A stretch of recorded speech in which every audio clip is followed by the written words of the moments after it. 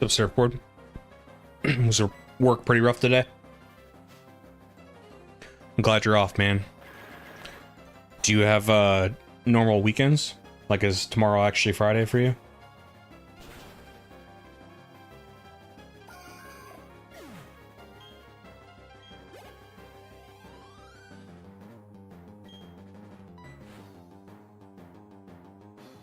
It's just hot outside.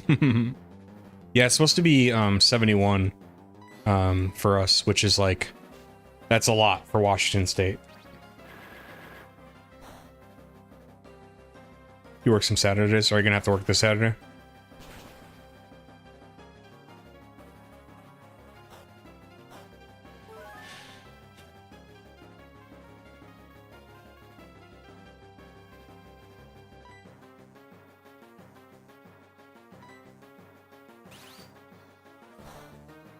Nice, dude.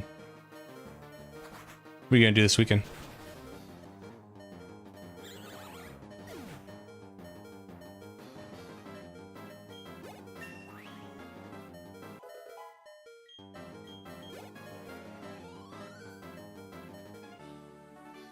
Watch UFC.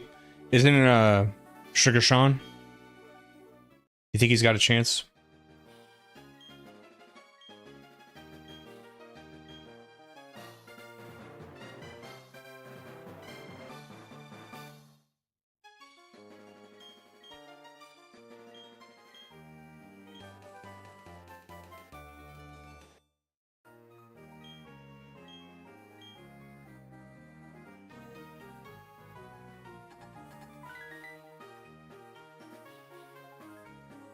I don't see him winning either.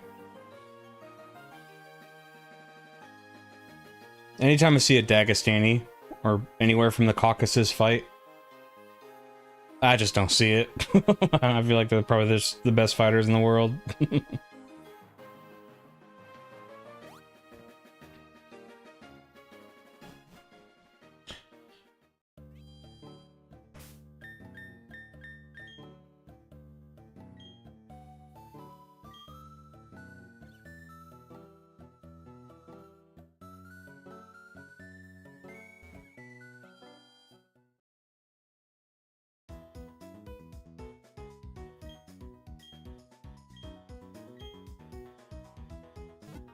Yeah, I agree. Do you think there's any clarity with the John Jones situation? Because Aspinall is like, I think he's just trying to pressure John into signing a fight by saying he's like retired and stuff like that.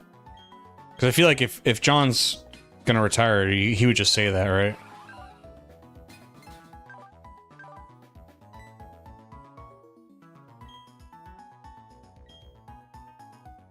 It's too expensive. How much would it have been? Like, a ticket you would have maybe realistically bought, how much would it have been?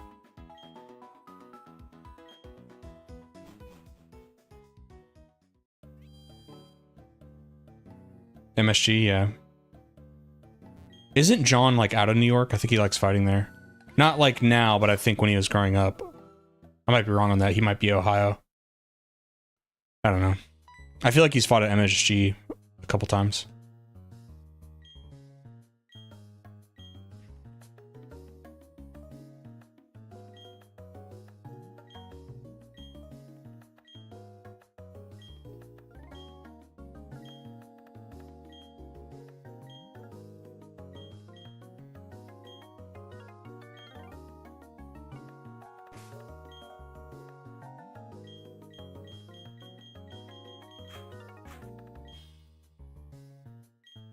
Oh yeah, that's crazy.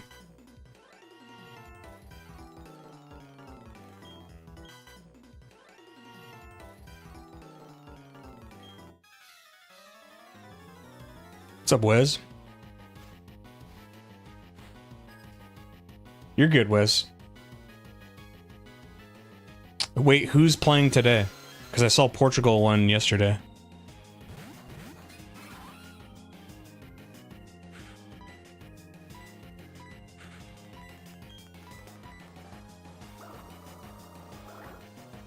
John is from New York, but he lives in New Mexico. He just fought in New York in November. Gotcha.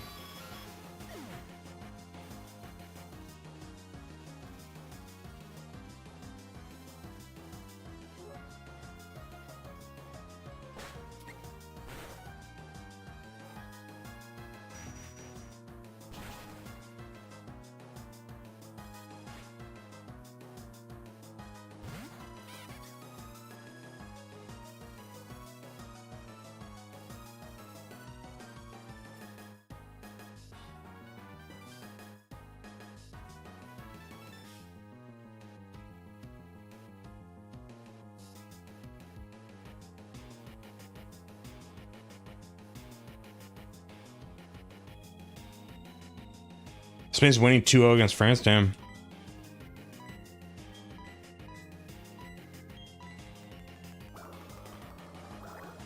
I only saw the highlights of the Portugal game. I feel like they're kind of winning. They're winning in spite of Ronaldo at this point, I gotta be honest. Because they were trying to fucking, you know, spoon feed him the ball the entire game and nothing was getting done. And then the other players had to step up.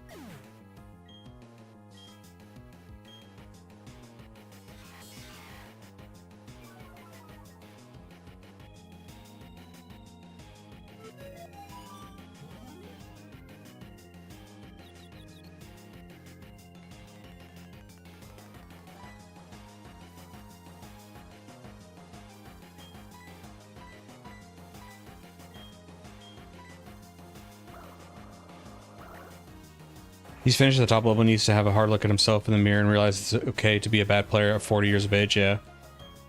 I feel like his next move's got to be MLS. Take him out the pasture.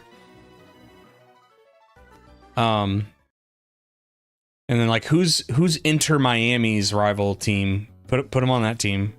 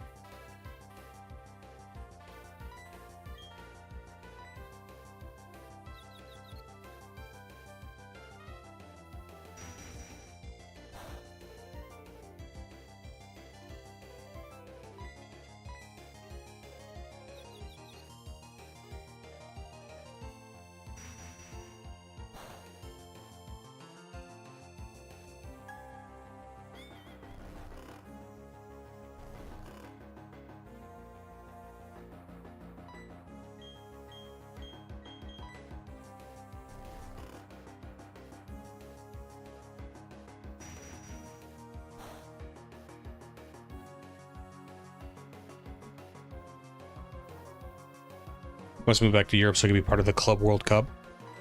What is that? I saw I saw my team is in that Seattle Sounders. Like, how do you qualify for that? What leagues are allowed in that? Like, I don't understand how any of that works.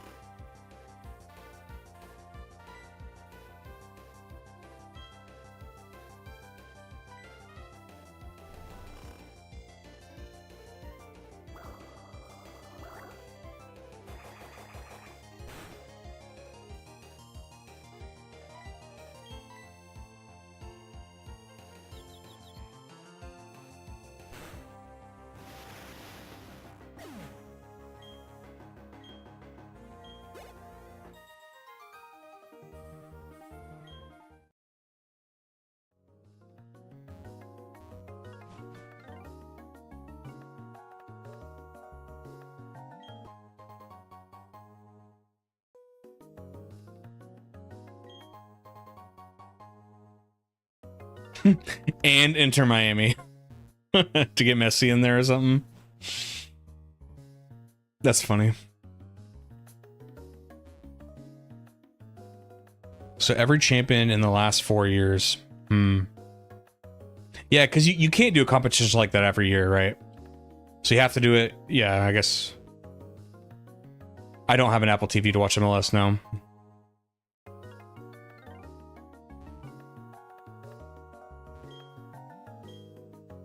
I didn't realize it, but I was trying to watch Crunchyroll as I went to sleep last night for the first time in a while, and I realized I didn't have my subscription. Like, I know I hadn't watched it in a while, but I didn't think I canceled my subscription. So that was a bummer.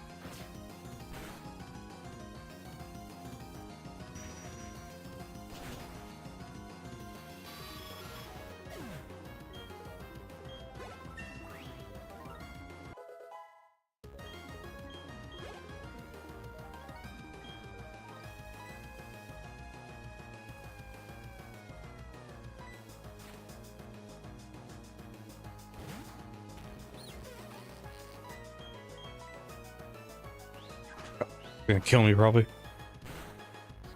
Yeah. Oh, close.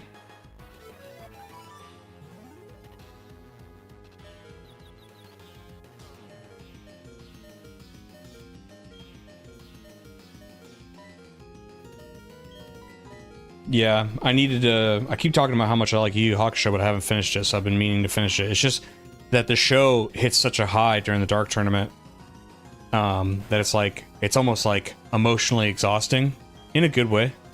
So I took a break from like kind of all anime. I didn't even finish Yu Yu Hakusho. So I want to finish that before I move on to my next one. I'll get my subscription back today and watch more.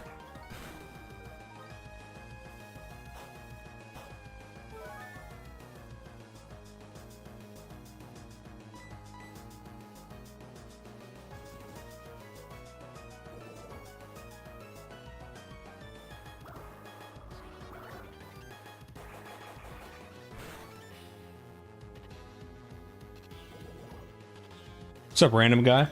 10,000 subs in a Pokemon stream. This is awesome. Well, I'm glad. Thank you. Thank you for saying that, first of all. And I hope I bring you some entertainment.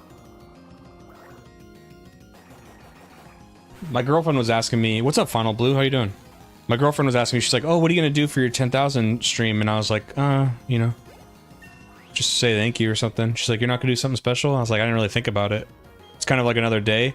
But I will, and you know, I was kind of playing it off, and then today, like this morning when I woke up to it and I saw the extra 0, it did look kind of big and powerful, okay? It did kind of like, I go, oh, okay. That does kind of like affect me a little bit, okay?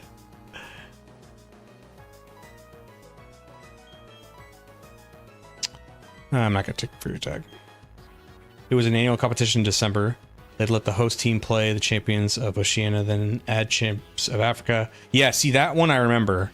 But I remember not everybody, like, took it seriously. Because I remember, like, I would, you know, the UEFA Champions League would happen, and then I'd kind of randomly hear about that one you're talking about, but, like, no one ever cared about it. Like, I think one year, didn't, like, an Egyptian team beat Real Madrid? But it was because, like, they didn't play anybody, like, they didn't care.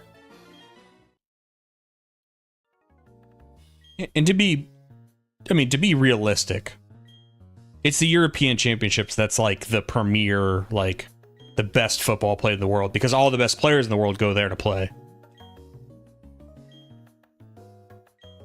It's really cool to see how quick your channel has grown. I remember first seeing you for like 4K subs. Well, thank you.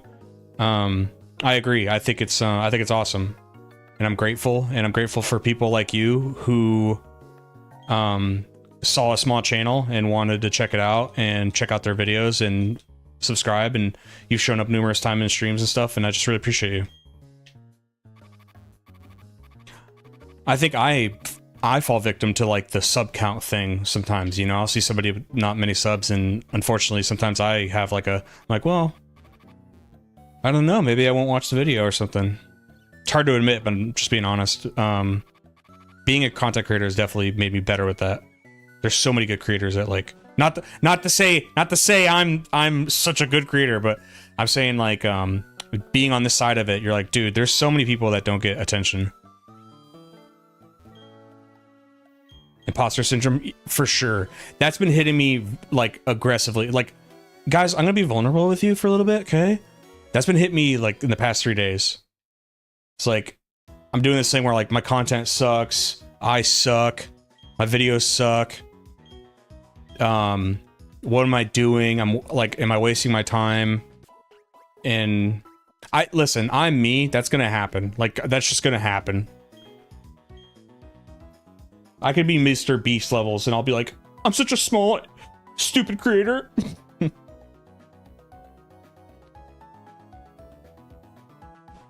Watching MM keep rising through the thousands. You're talking about the MM video? We demand a low pony cosplay for 10K celebration stream. Out of all the costumes and glasses I have,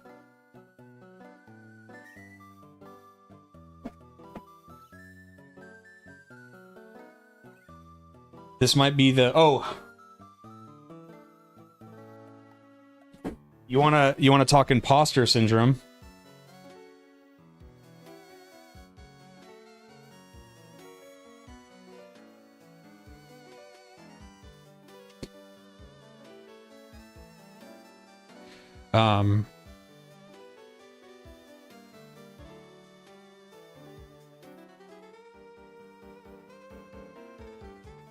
What did I think of the PlayStation State of Play yesterday? I didn't watch it.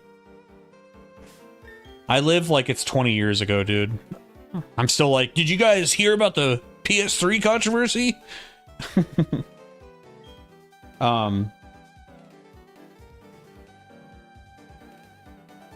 do I go? Oh, the bike shop. It was actually good? Okay. Get the leggings on. I'm not going to tell you why, but I actually do have leggings in my house.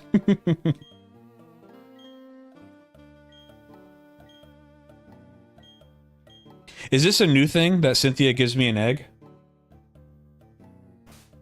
You're excited Marvel is back? In what capacity?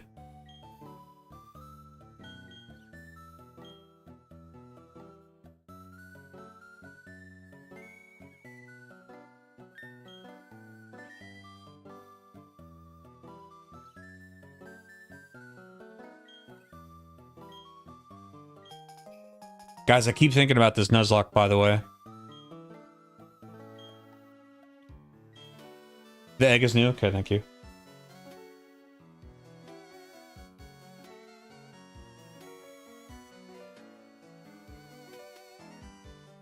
Arc Systems is making a new Marvel fighting game. Okay, that's cool. I have a buddy who's like really into the Marvel fighting series. We were actually, when I got him into Steam Decks, he was showing me like the Marvel vs. Capcom games. And listen, we didn't put any other mods on it or anything. We just played like I think it was like a PS2 emulator. I mean, it still looks good. Like those graphics still hold up.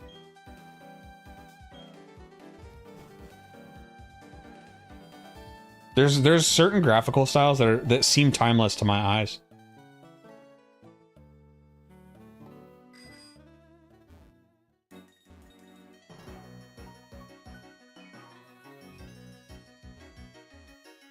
it's a classic Gen 4 Pokemon that also gets a, or it's a classic egg Pokemon that gets a Gen 4.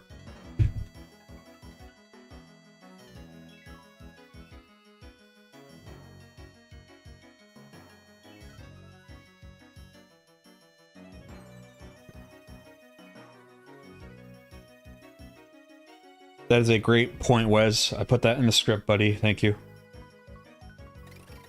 It's basically Marvel vs. Capcom 4 Guilty Gear Edition. That's cool. I mean, are people happy about that? It's so funny that the Lopunny thing became a meme. That's so funny.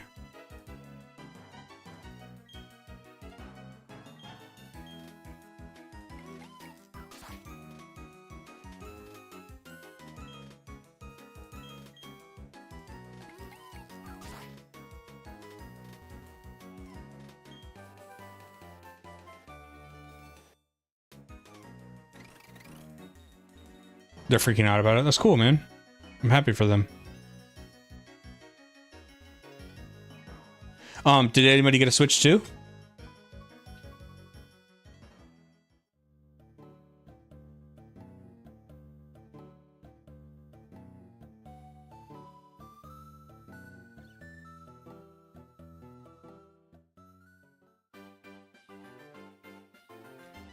Fighter Z can rest easy now. That's funny.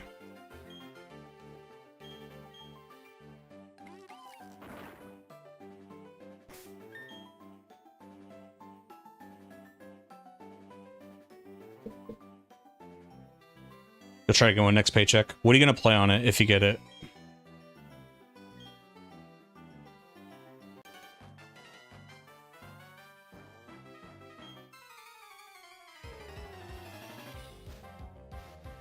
Not yet. You tried to pre-order one, but didn't get to. Were they just out?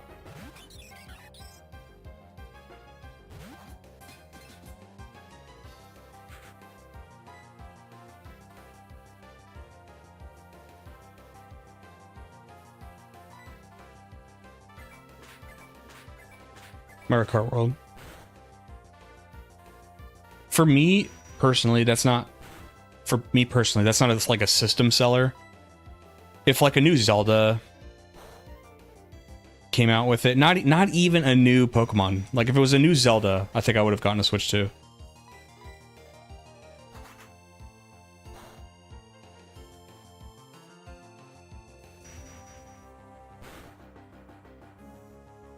Scarlet Violet and not 10 frames per second. That's funny.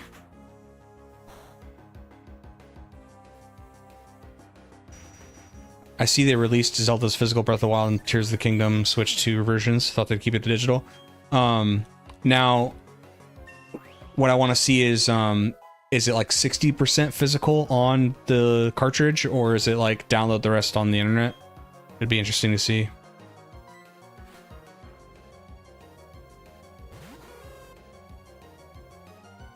It's a port machine.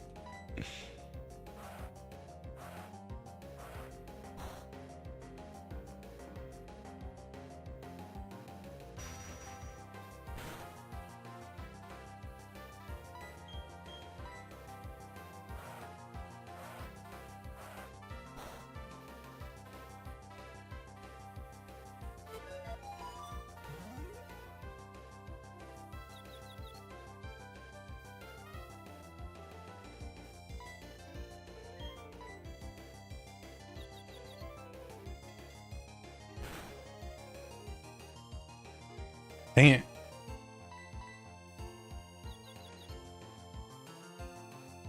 You'd hope the Switch 2 carts could hold more space. That I don't put it past Nintendo to put themselves in a fake bind like that. Like, oh, but the carts, they're just not big enough to hold all the games. So you gotta download them.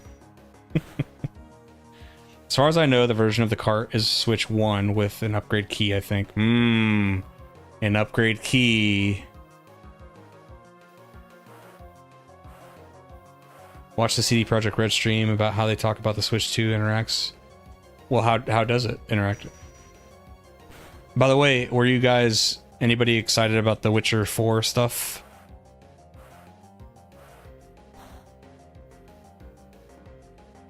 Sure does look cool. I never beat the third one. Oh, the mouse settings. That's pretty cool.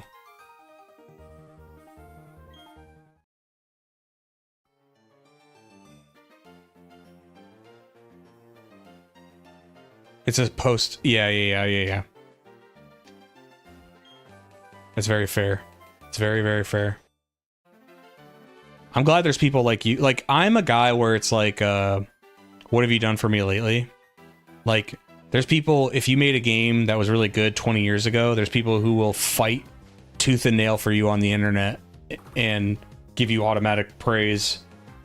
And there's just like, you can never do any wrong. And to me, I'm like, well, like, I'm giving you my money. Like, you can't live off a game you made 20 years ago, in my opinion. So I said, Eon, I see what you mean with like, funniest thing the Final Fantasy 16 devs did was make Clive do a funny little dance while stream was happening to flex that it wasn't. That it wasn't a video. That's pretty cool. That's funny. So apparently, according to leaks that happened to Arc Systems, Nintendo is only allowing devs to use cheap, low-capacity cartridges or stupid, expensive 64GB carts. No in between. There we go. Well, those people are Bethesda fans and or tired dads who don't care about quality. Agreed. I never listen before making. I promise I won't talk about it every stream. Before making the Todd video, I would have never guessed in my own personal anecdotal experience that it would have been like Bethesda fans that are most rabid. I never would have thought that. I guess I've always been in the spaces where like they've kind of objectively looked at Bethesda products. They like them, but like, you know, if they're bad, they say it. I don't think I've ever seen that side of it. I'm like, and you know, I thought I would have guessed Nintendo.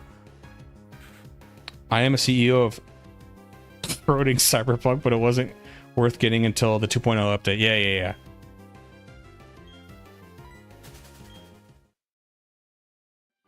Are you a new player to it? Now, listen, I've heard a lot of great things about Cyberpunk recently. In fact, I own it.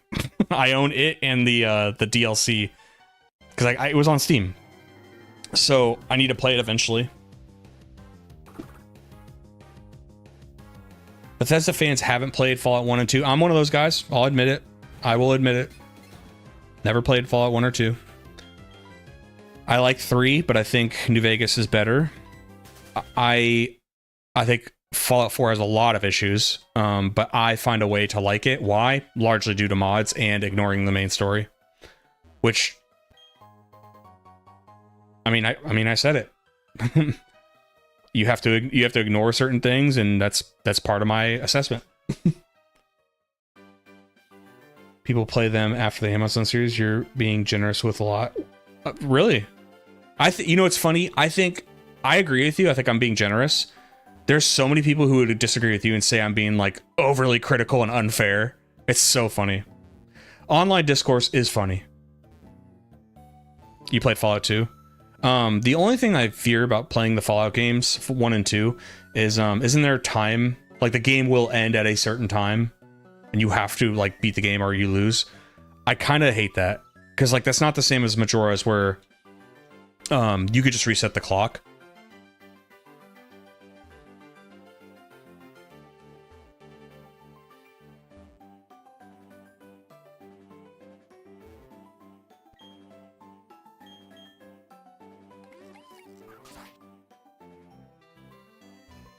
Spain is up 4-0. It's not 60 minutes on the clock. Wow.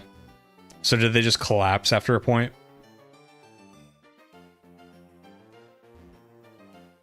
You have enough time as you think? What does that mean?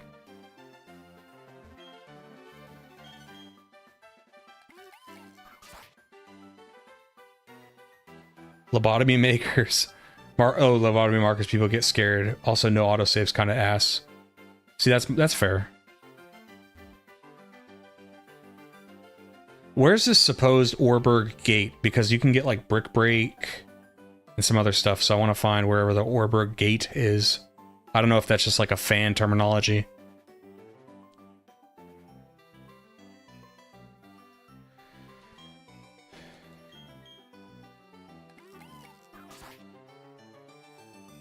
The second one has fake timers.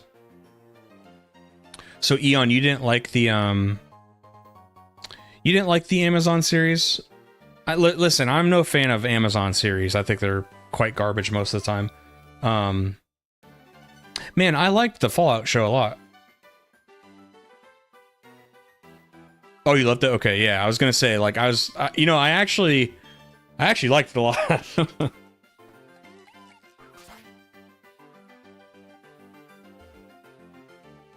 The Tim Kaine guy. See,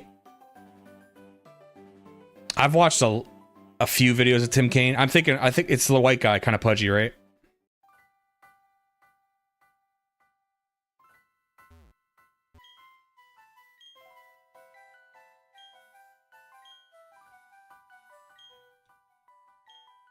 I liked some of his initial videos, but now I don't like him as much, I'll be honest. It's the cave you get the Orberg from Jubileef, okay. Hold on, so we have the second gym badge. Now I can get Gible?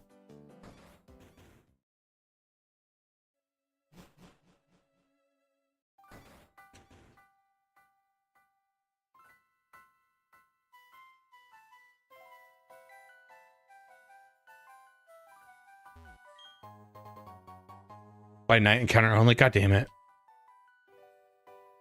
Well, I guess it's gonna be a long stream. Is getting Rotom now? Yes, Rotom is new.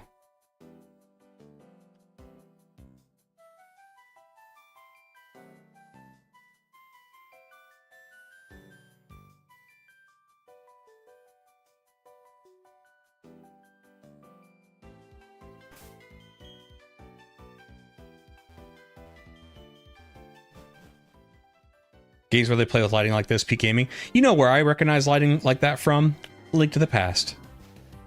Gible is gettable now, but I think you have to do the underground thing first. Why? Why? Why do I have to do that?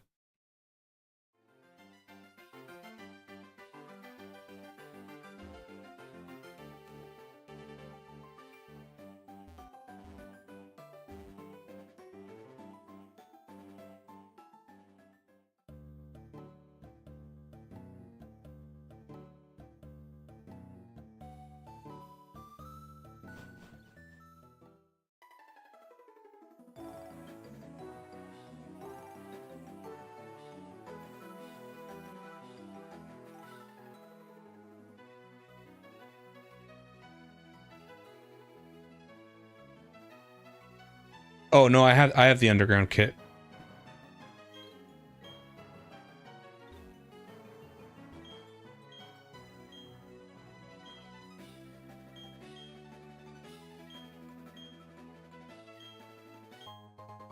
Oh my god, an EXP share already?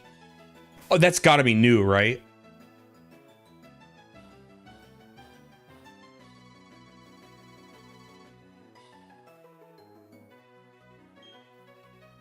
It's gotta be new.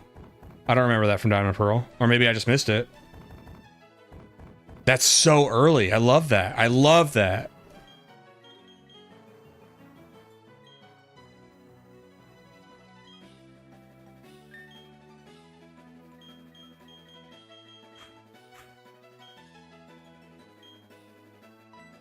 I keep forgetting to get on my bike.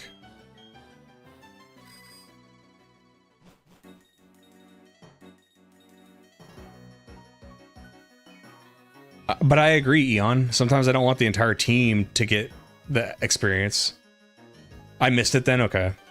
Well, dang.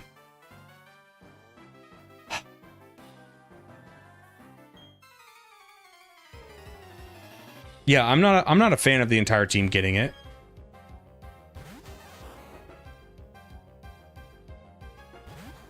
Everybody's playing casual Pokemon unless you're going to tournaments. Right, but when everybody gets it, it's like you just need a sweeper. You truly do not need to ever switch out or anything. But it should always be an option. What if it was an item where like you selected people in your party that got EXP and ones that didn't? Games need options always, yeah, because like that doesn't... I just agree with you. Yes, I agree.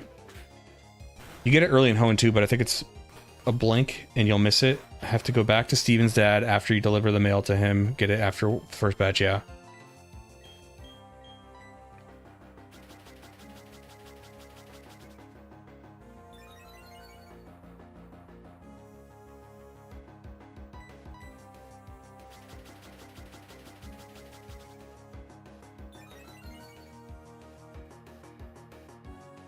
Speaking of Marvel vs. Capcom, Steam says that...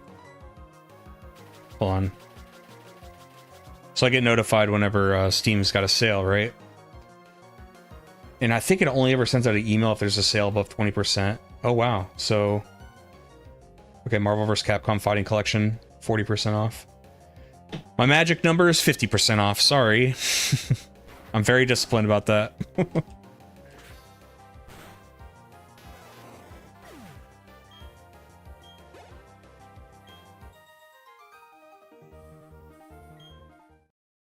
Dude, the prices though they want for old games is crazy too.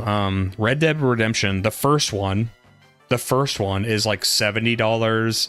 They want, I think they want $70 for the Yu-Gi-Oh collection, $60 or $70 for the Yu-Gi-Oh Old Days collection. They barely do anything to the games. They emulate them and like put a background on it. You think that's worth full price?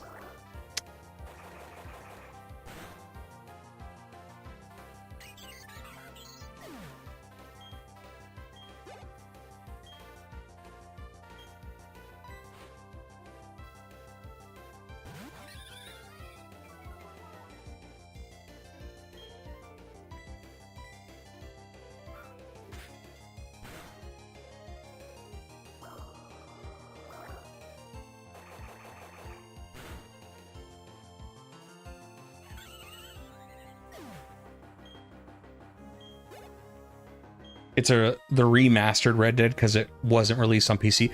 So hold on, like what is remastered about it? Like I'll rescind what I said if it like added some cool stuff to it. As far as I knew, it was just the game.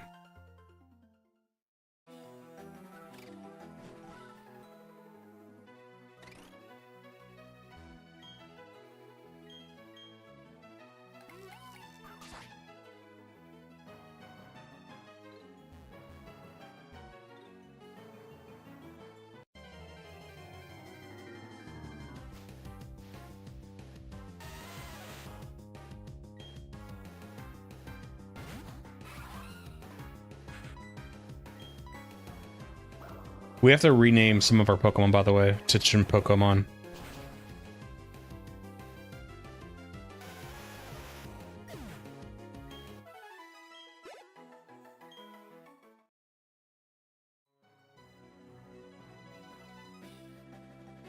Textures are improved, but it's not like it's 4K. I mean, okay. Sometimes that's good enough for me.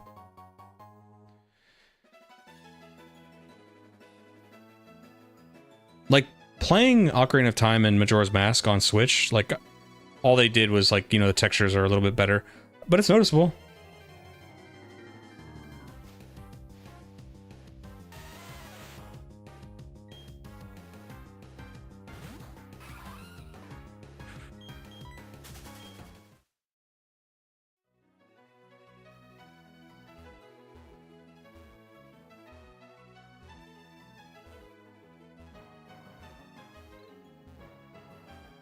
Am I in the wrong secret spot? Or is it south?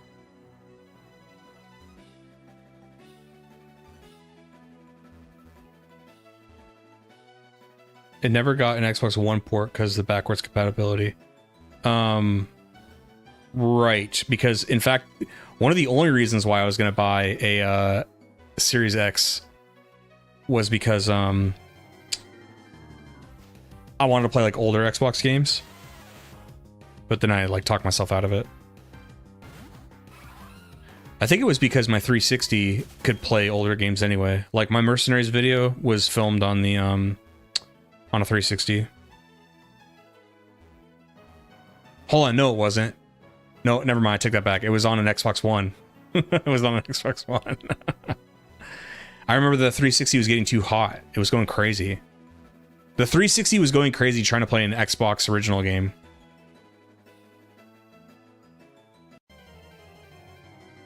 For the Northica. I still gotta go back and find the Orberg Gate. Because I want to get, you can get...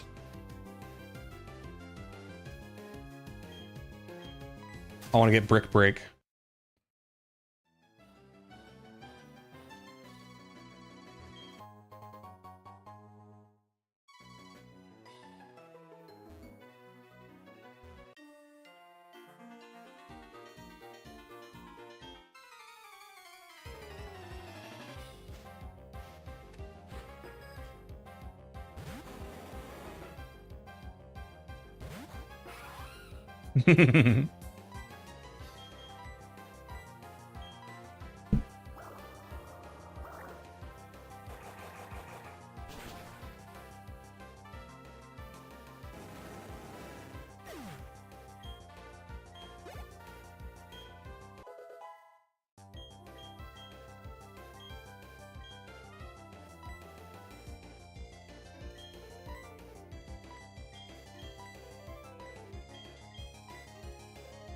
I didn't think Extra Sensory was that tough.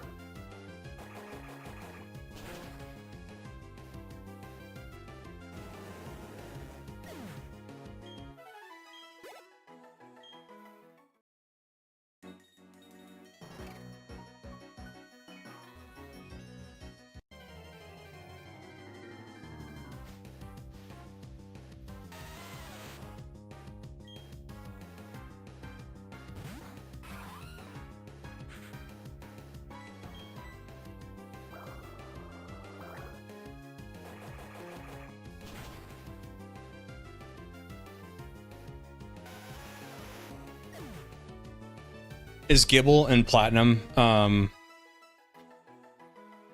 new?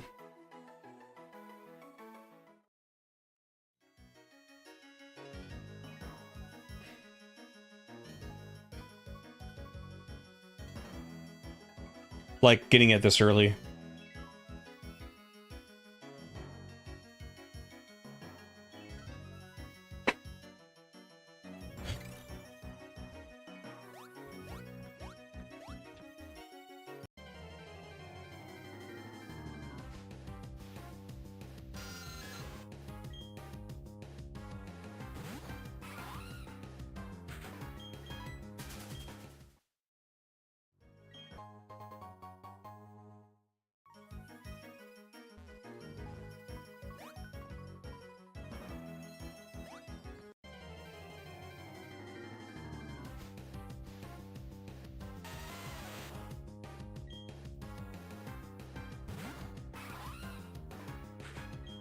You don't like Geodudes?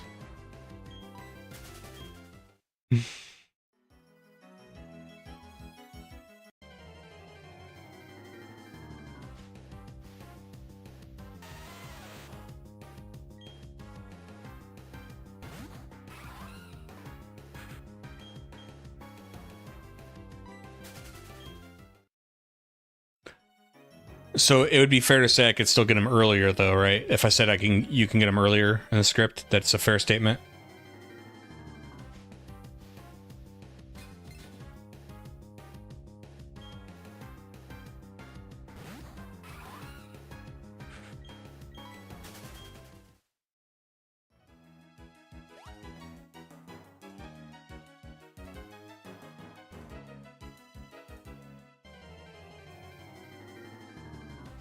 Cool. God, the encounter right here is aggressive. It's an added annoyance when you're trying to do things with the bike and there's a high encounter rate. Like this, the whole time I've been playing Platinum, I've been fine with the encounter rate, but it's like, it seems like it's upped here specifically, and they did it where there's a bike. Like, I hate that.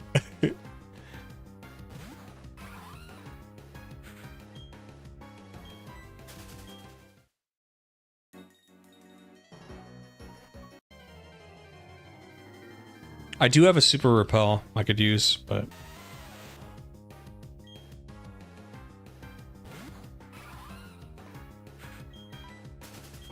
maybe I'll use it. F it. Oh my god, this fucking place.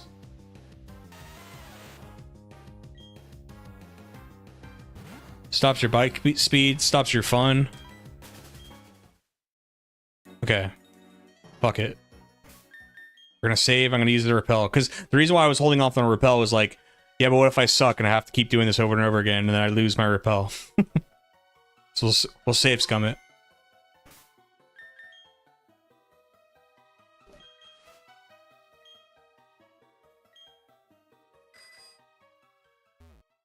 He did a Voltorb, that sucks, dude. That sucks, man. Sorry that happened to you.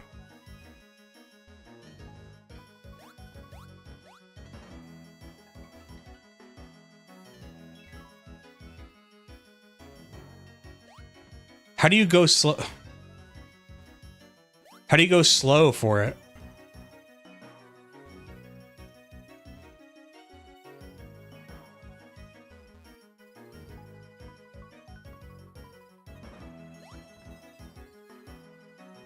What do you want me to do? You have to prove yourself worthy for Gable by slaying 1,000 Geodudes. Press B to change gears. Oh my god. Thank you. The game's broken!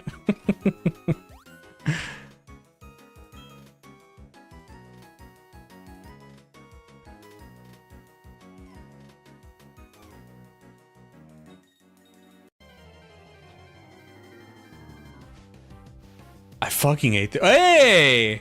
I love this place. Alright, so dragons, aren't they resistant to water? I like his sprite in this game.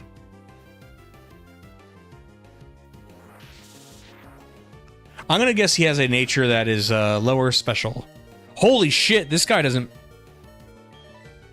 Dude.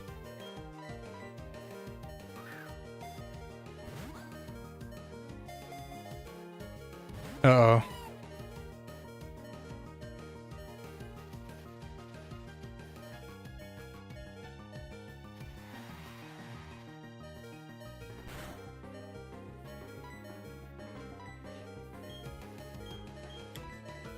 Come on, beat Premier. Get caught in a Premier ball.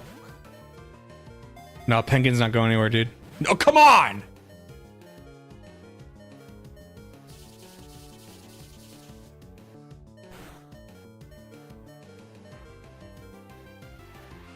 Premier balls do look cool, and their animation's even cooler.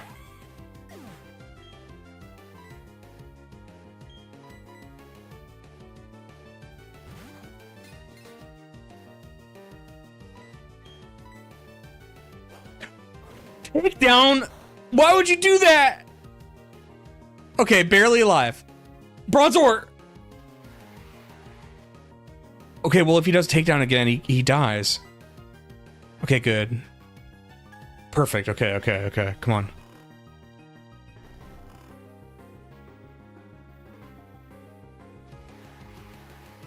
Come on, I already have your name ready. Don't you want to be part of the team?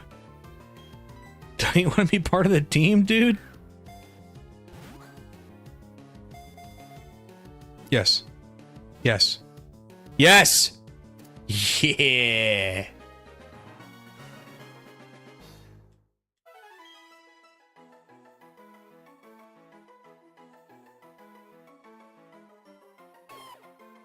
The land shark Pokemon.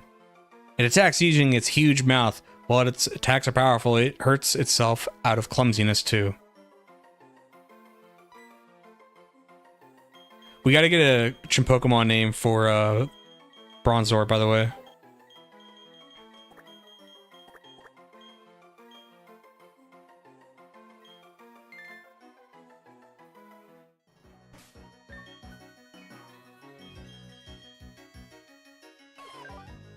Bashful nature. I'm not sure what that does.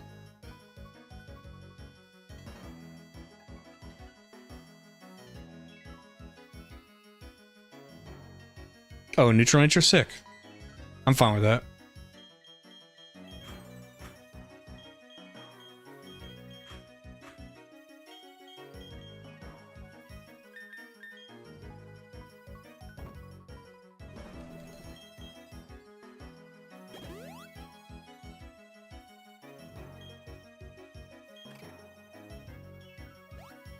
Dang it.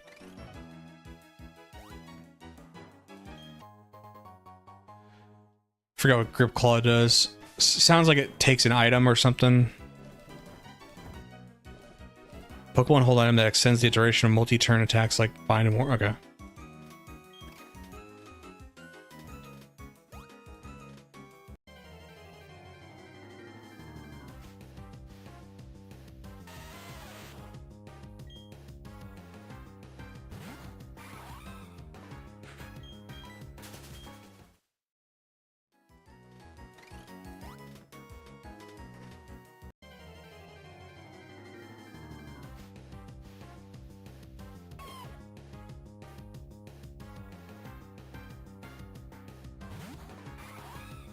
Shit.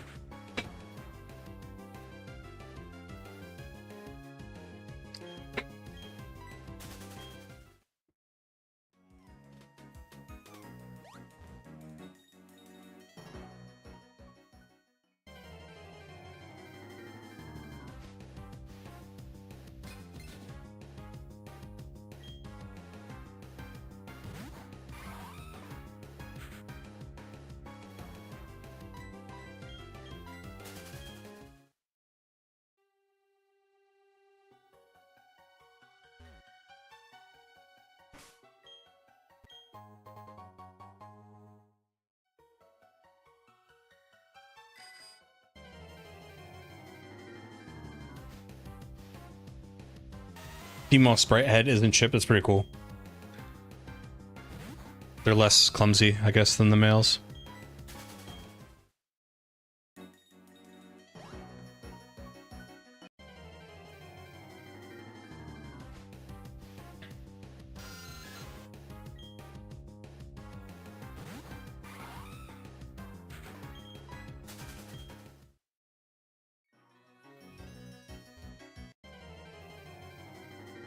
I'm working on my metal Spotify playlist today.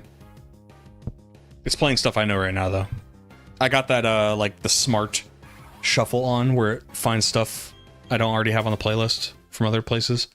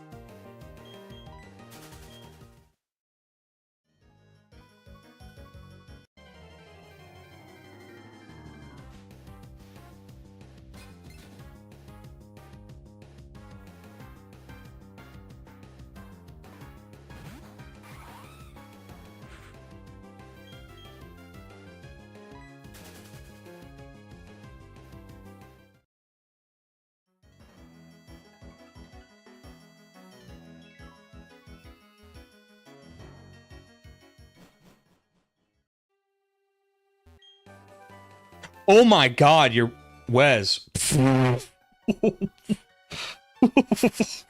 I wasn't expecting that.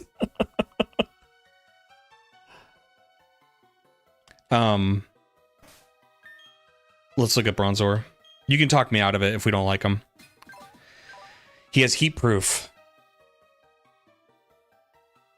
I'm assuming we wanted levitate though, right? Because then he could have avoided the earthquakes in double matches if we used our Gibbite.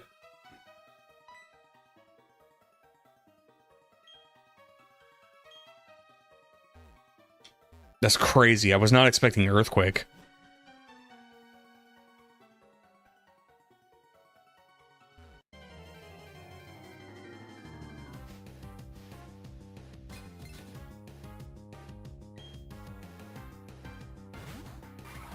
His abilities are cool because he's weak to both fire and ground, and it removes one. So, is heat proof fine?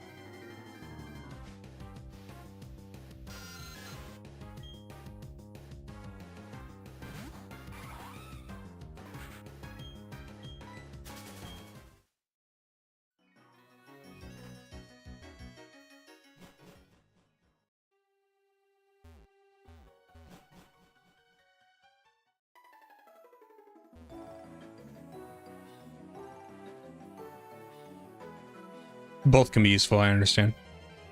I guess we're not in Gen 3 anymore, because I was like, Gen 3, there's so many double battles. I was like, wait, if I had Levitate, I could use Earthquake with Gibbite, you know what I mean? And avoid my own Earthquake. So Wes, would it be true to say in the script that not only Gibbite, but also Earthquake is available much earlier in game, right?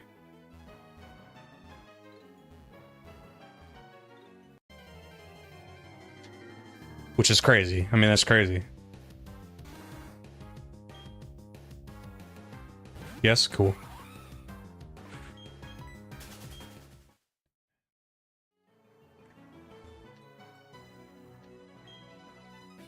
That hatched so quick. That was so quick.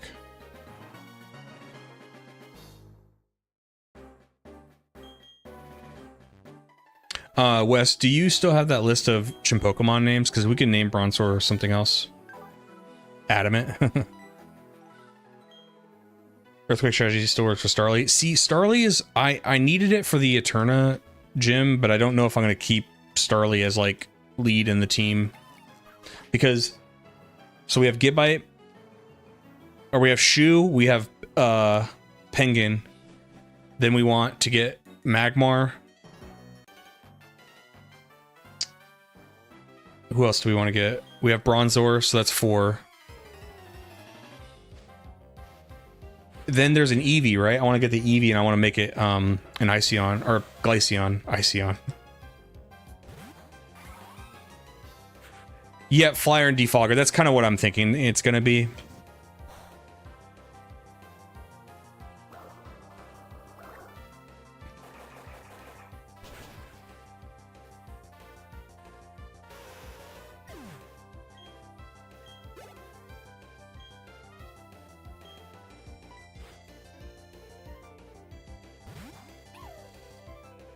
Do Wes or Eon, do you guys watch podcasts? I was thinking about reviving a podcast. Like, I did one episode one time, and it actually, I mean, for the size of my channel and stuff, the episode actually did pretty good. I was considering doing it again, and I would just it would be the background right here.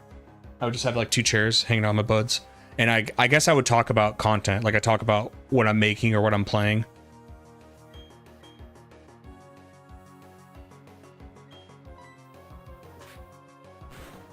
You posted it in the Discord? Okay.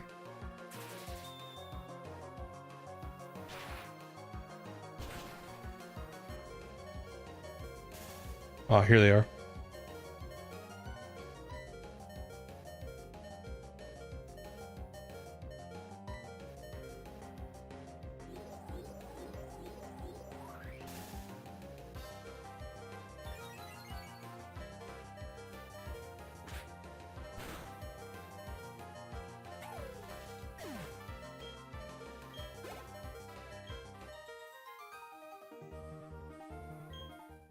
I'm thinking Rabbitech. It's like the closest thing I can.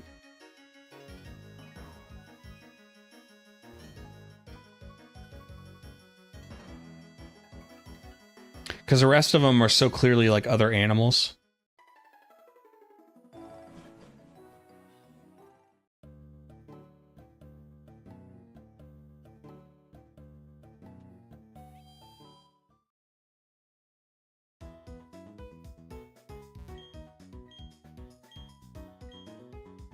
Or Choo Choo Nizumi.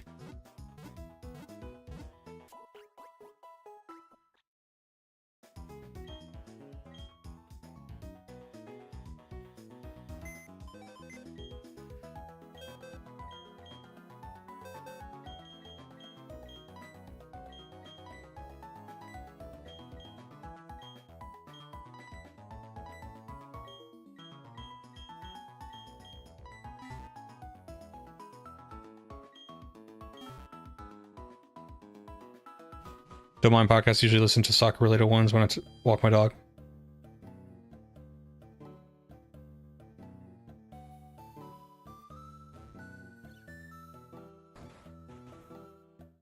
I think I'm gonna go with Choo Choo.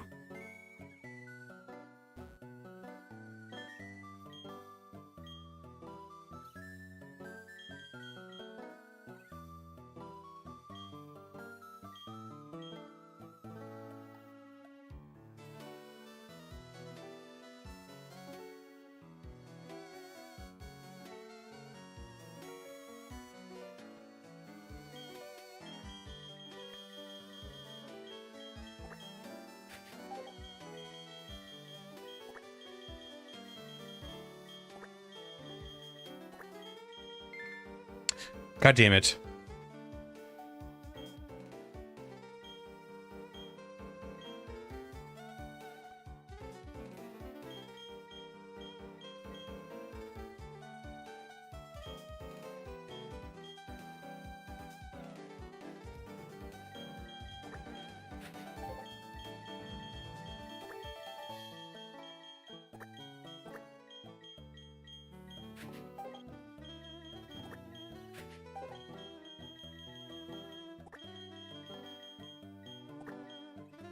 I think just Choo Choo's fine.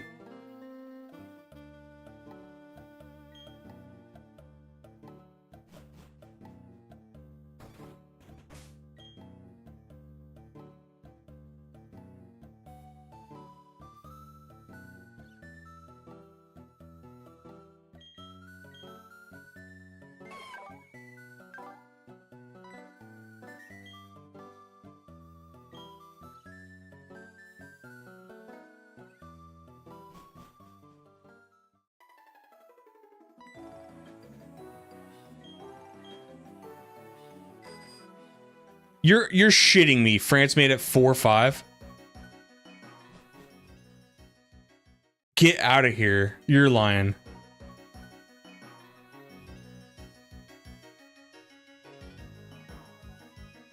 Oh my god. France still losing, yeah, but still, they made a game of it. I thought it was over 30 minutes ago. That's crazy.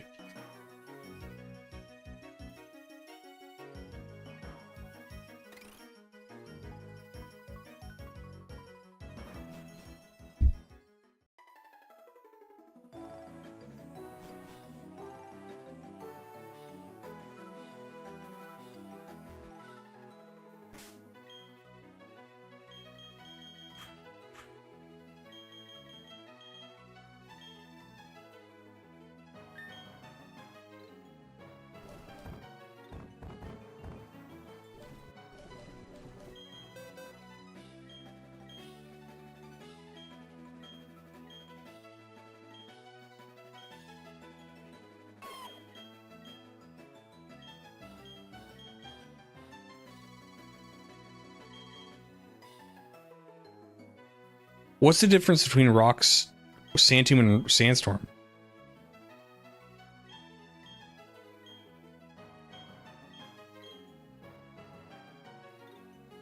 A harshly raging sandstorm. Is that the difference? So sand tomb is better, but it's less accurate? Is that the trade-off here?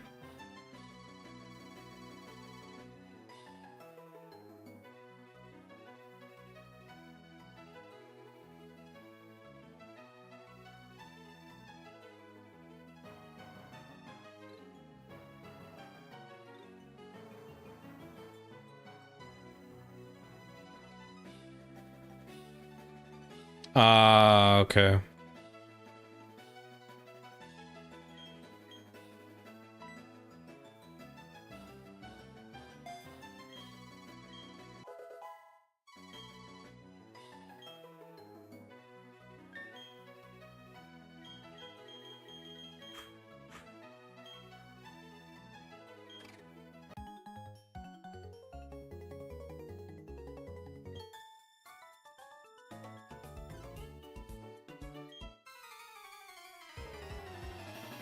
Full time, damn.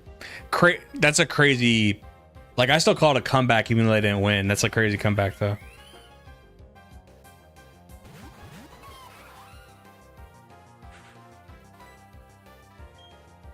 Oh my god, Earthquake's gonna slaughter here.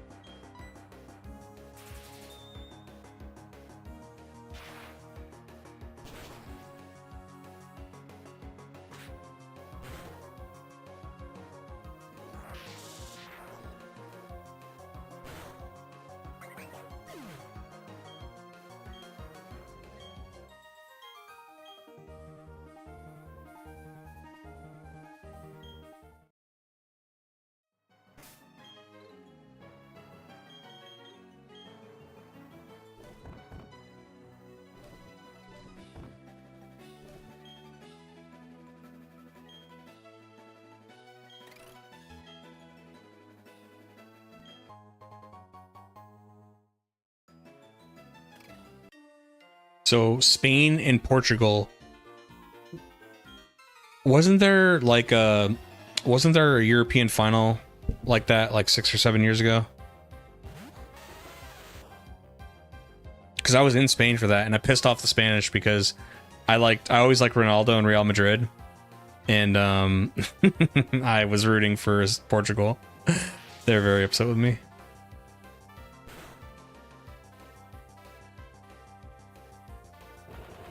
You fucker.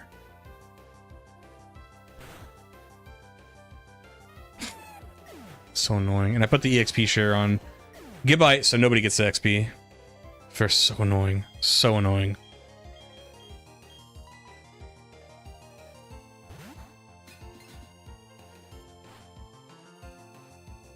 What's up, Darkborn?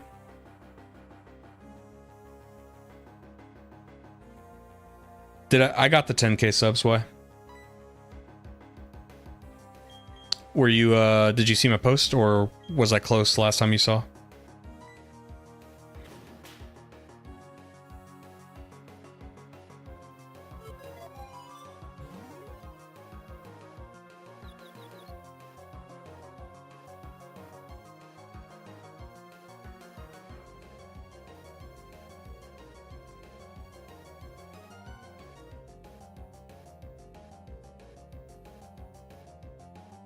Just seeing this video's title and wanted to say congrats. Appreciate you, man.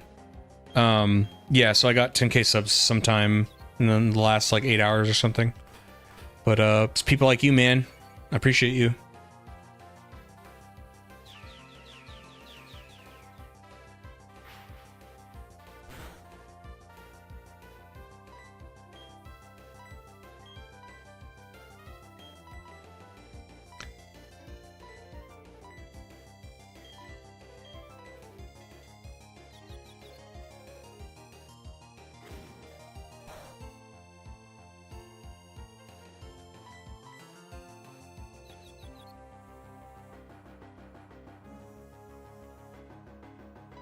Very unlucky.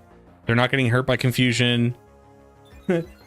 I'm missing hypnosis. Come on. There. Last Spain Portugal match I remember in the tournament was World Cup game, group game in 2018. They drew 3-3. Ronaldo got a hat trick. That might have been the one I was talking about because I got out in 2018. So I must have still been in Spain.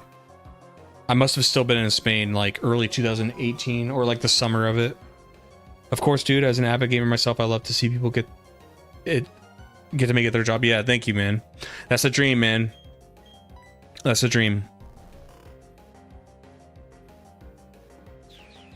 Gonna just keep grinding, keep making videos, keep doing my thing. Hopefully AI doesn't take over my job. I saw a post today from like a person who does Warhammer lore videos. And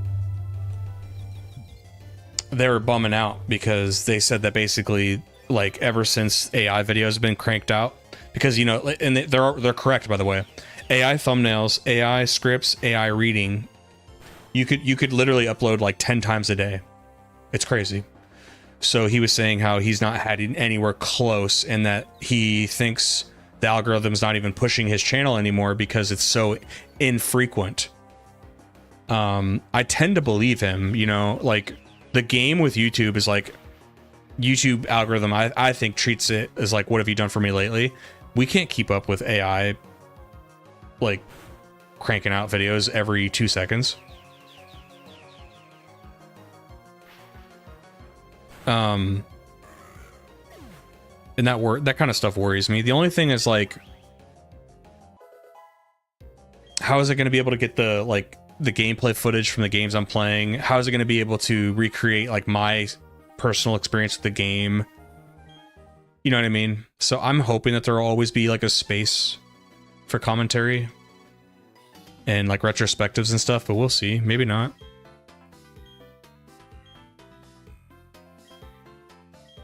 But this YouTuber I was talking about, yeah, I just feel bad for them because I think he built up his channel to like 124,000 subs. I forget the name of it, of the channel. The only thing I'd say with like the content he makes is like, I can see how his, it's hard to, you know, I just was like, oh, I think I'll be fine. But his videos were not really like opinionated. Like I can see how an AI could just like type that up. In a perfect world, Google would stop using AI garbage, but we don't live in a hypothetical Eon K perfect world, right? Because like, if you think about it from Google's perspective, even if AI videos are not getting as many views, if you can create just thousands and thousands of AI generated videos, what are they getting collectively in views, right?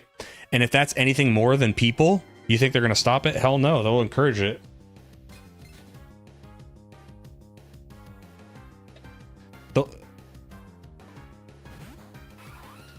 Speaking of like soccer and sports, there was kind of like a third channel I want to make, not anything to do with gaming, but like I like sports, right? And I was finding actually you can blame Wes for this, because the more and more him and I start talking about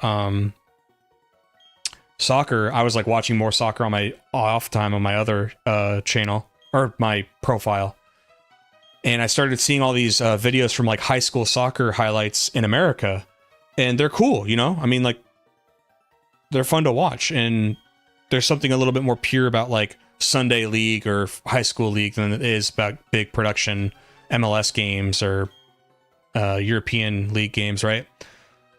So I was like, well, you know, I'm close with the a bunch of people like in my local town, a bunch of the teams and stuff. I was like, I could go record games. And these videos, by the way, they're just highlight videos. You'll record a 90-minute soccer game, and they condense these videos down to 20 minutes. Sometimes they do mic'd up things with the kids, sometimes they don't. No commentary. And these videos are getting like 400,000 views. And I'm like, AI can't replace that. They can't replace people wanting to go watch a soccer game, you know?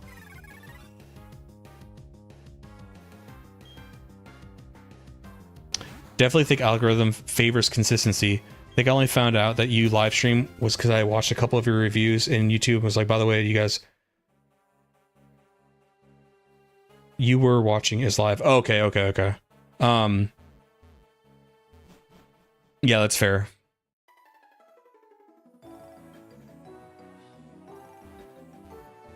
Also with YouTube, it's just like, that's why I like I have no viewers on Twitch right now, and that's fine, but I don't know, it's annoying because if I would have streamed on the main channel, it was like I was randomly losing subs every day. Whenever I streamed, I was losing subs on YouTube. And when I say losing, my net gain was still positive for the day. Because like on average, I think I gained like, when I haven't uploaded a video in a few days, on average, I still gain like 20 to 30 subs a day. But when I would stream, I'd lose like 10 subs, which was like way different. Hey, Livid, do you ever edit thumbnails for the lives to not be lives anymore?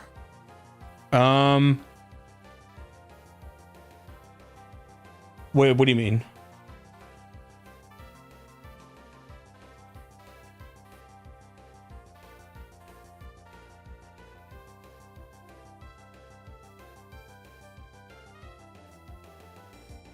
Yeah, like they're edited differently. Like I use a I put a live ticker on it. Like, yeah, if you look at YouTube right now, the thumbnail should be like, I use the black logo and I use the live ticker.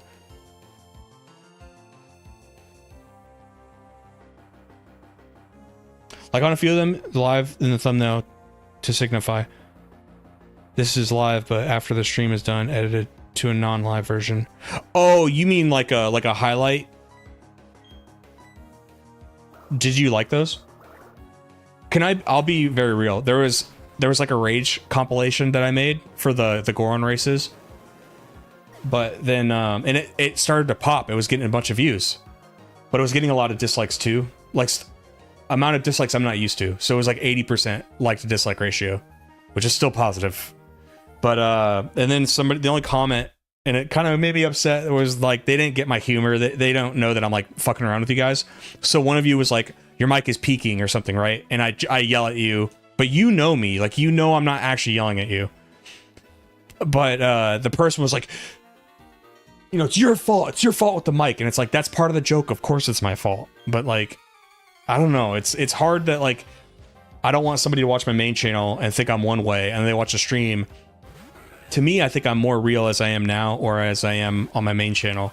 But like when I'm trying to get a laugh or like I'm raging a little bit, that's not actually who I am. But when you make a highlight like that, they think, oh, this guy's just an asshole all the time. No, I'm not. Only some of the time. Adds to the rage, yeah. Just keep plugging the live stream channel in the reviews need to keep the 10K status.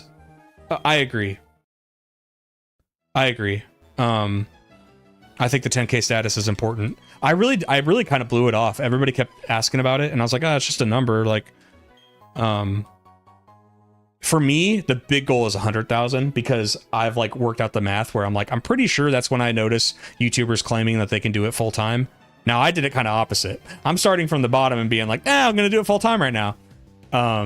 I start to notice when I start seeing YouTubers get to 100,000, they start making posts like, hey, I quit my job. So I'm like, well, that's where I can probably be sustainable with this. But then today when I saw 10,000, like right on my dashboard, I'm like, oh, it does look very cool. Like it gave me a feeling.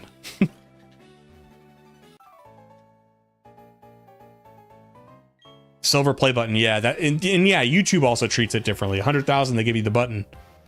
But yeah, Eon, I think Eon, honestly, I should start making highlight videos again, but maybe I should mix it. The only thing is like, maybe I should just stop being a baby Because like the highlight video I made for the Majora's one, I thought it was funny. Like I'm not calling myself a funny guy, but even the rage is like funny secondhand. And the video is popping. I got kind of like scared. I was like, well, maybe that's the only way they'll know me. But the thing is, I already made a second channel. So if you don't like that, it's like, I don't think it hurts the main channel. I don't think it does. Maybe it does. I don't know. I'm still learning. Still baby.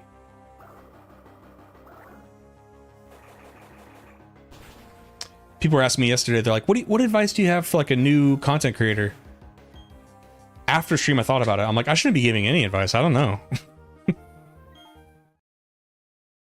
You can't experience a video for people. That's very true. Very true. Very fair. I think I overthink it. That's a good point.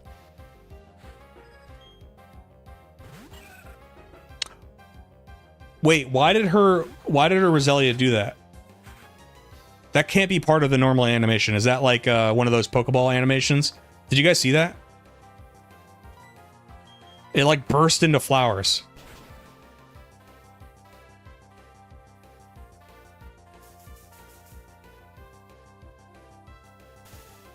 Don't feel like you're reading from a script. In what sense? Seals? Yes, seals. Okay, okay. This Roselia definitely had a seal. It came out so fantastic. Rose petals just burst from the Pokeball.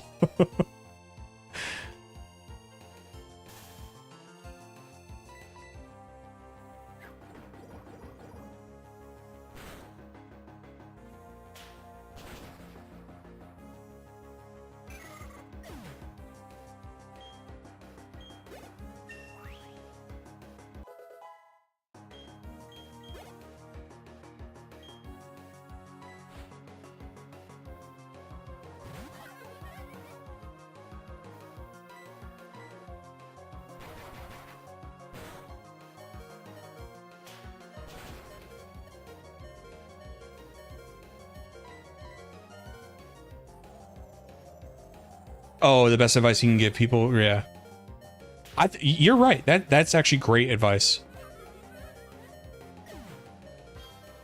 I usually try to. Okay, I don't think I'm too abnormal in like things I like. Right. I definitely, there's different like interests.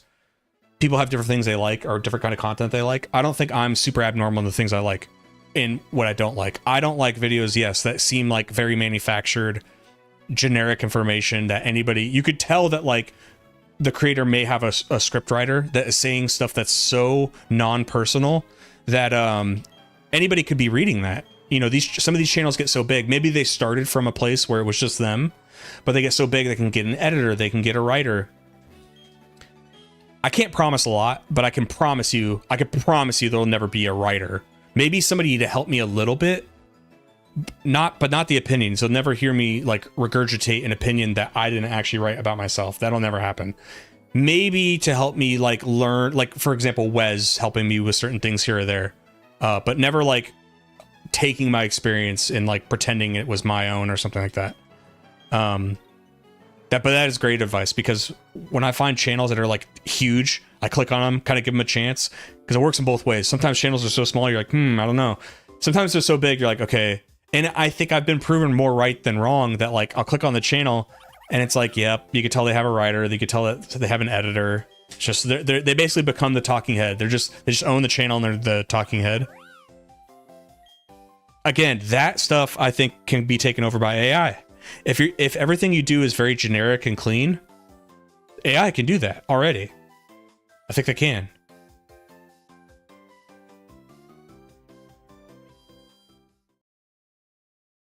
To me, YouTube videos are where editing, writing, passion meet in this weird triangle. Yeah. That's exactly how yes, dude. Yes. That's probably why we like each other, because that's what I think too. It's like, I feel like my girlfriend and a couple of my buddies were asking me about that too. They were like, do you ever think somebody could do your editing for you? And they think my editing is good. I think it's very like, I think I'm like very good at like elementary school level editing. That's how I'd put it, right? I'm definitely not like some of the editing and some of these other videos from small creators too. Incredible stuff. I can't do that. but they were asking like, oh, do you think anybody could do anything for you? Because they see how hard I work.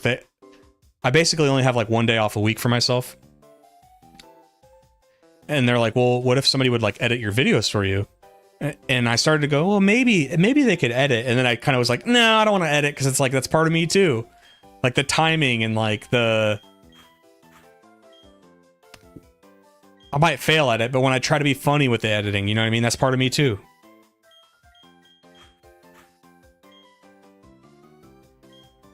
I try not to spoil the moment for you so you still get a raw reaction, or as raw as possible. Yeah.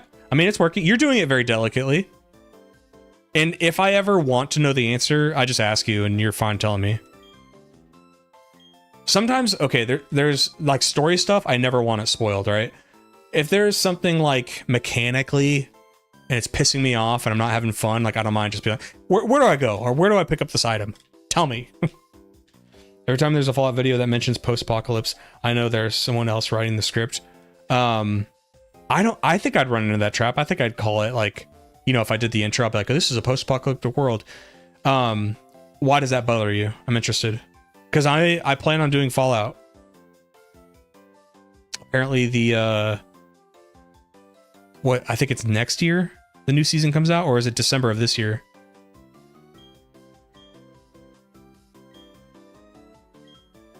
I want to check the house next to the Pokemon Center. Okay.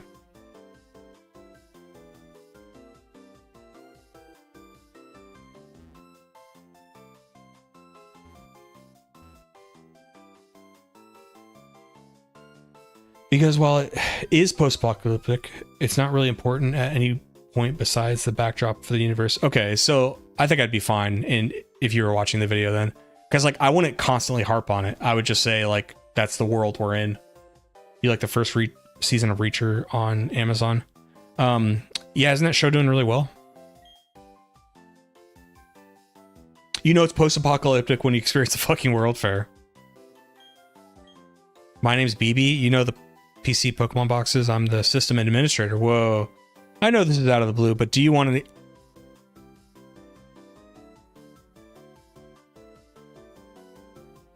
What if I said no?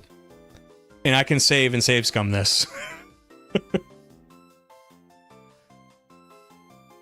What happens if I say no?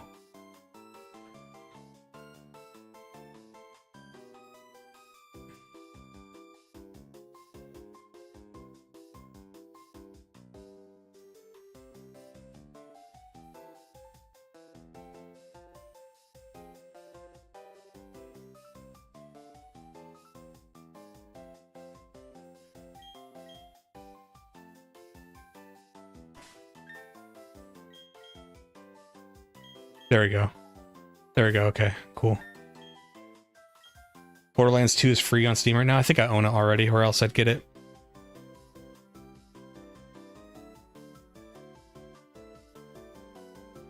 Trust me, I want to go to the Fallout Good Springs meetup every other year. That sounds really fun. I'd like to go to that. It'd be a good excuse to go visit my aunt too. She lives down there. As far as I know, I think, didn't the town of Good Springs like embrace it too?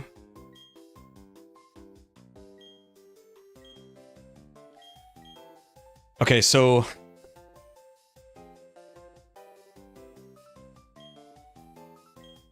oh, that's a reference to Bill. That's cool. Is the Eevee also new, Wes? She's Sinnoh's Bill. She gives you Eevee and Diamond Pearl too, but in post game.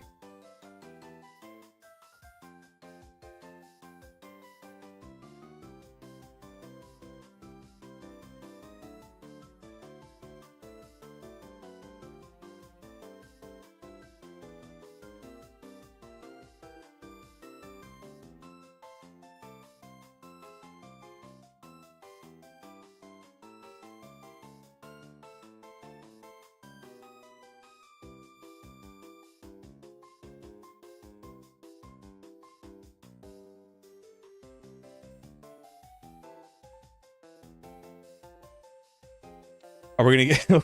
What's the nickname for Eevee? Let's look at our Chimpokemon list.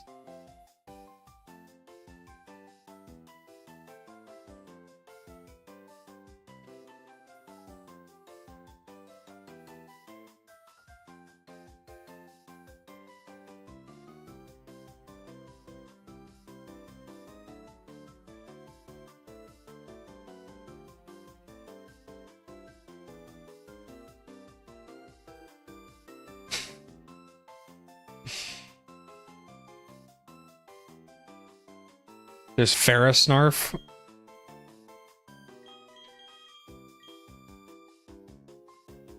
Furry cat. Okay, we'll do furry cat.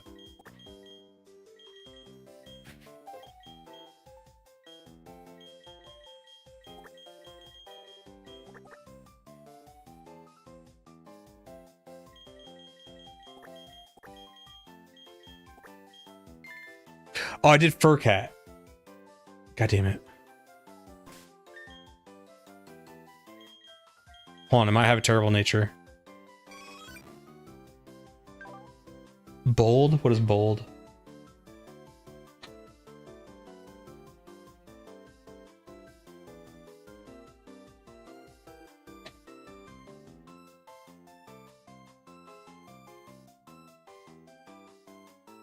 Well, Glaceon would be a special attacker, so I think bold is fine.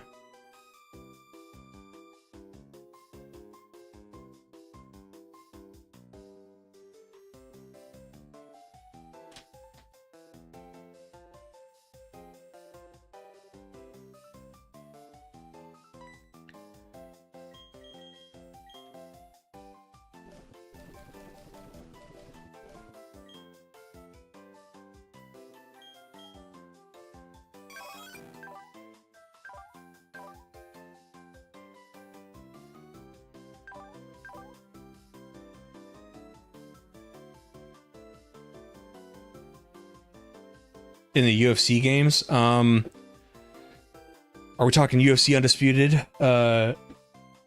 I think it was called. What's the one that had Pride? Because I haven't. That's the only UFC I've played since that era. Was the that one, whatever UFC game that was that had Pride. Amazing. What fighter did I use? I loved using Miguel Torres. I was a big Miguel Torres fan back in the WEC days.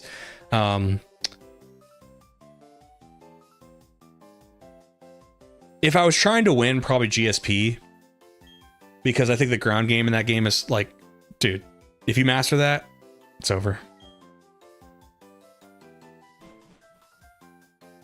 Dana White is yours because he's OP. Any of them, but yes, Undisputed 3 is the GOAT UFC game that had Pride. Yeah, that one's fucking awesome. And I love that you could do vice versa. You could have Pride fighters in the UFC, and you could have UFC fighters go to the Pride. And it was cool, like, you know, because you can kind of relive the old days of MMA was such an anime. You know, like Dana White taking his 1-star fighter over to Japan to see how he does, you know, and he loses in a decision to Rampage Jackson, but before that I think he knocked out Sabral.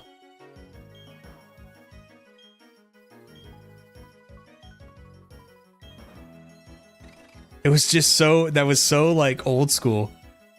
And now it's so like corporate. Dana's like, no cross promotion, which I get when he's in the position of power. Like, why would he cross promote with, like, you know, back in the M1 days or Strike Force days before they bought it.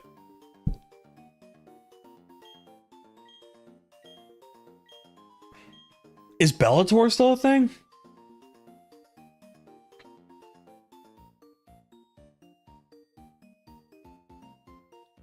What? It's not a thing. So, what happened to Bellator?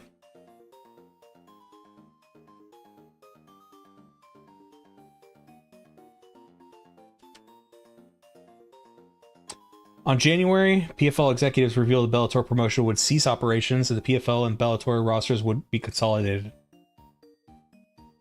So, but the PFL, like, from an outside view, the PFL seems like it's not running the business very well. Because, like, did they pay Francis? Like, they gave him equity in the company and gave him all this money, and it's like,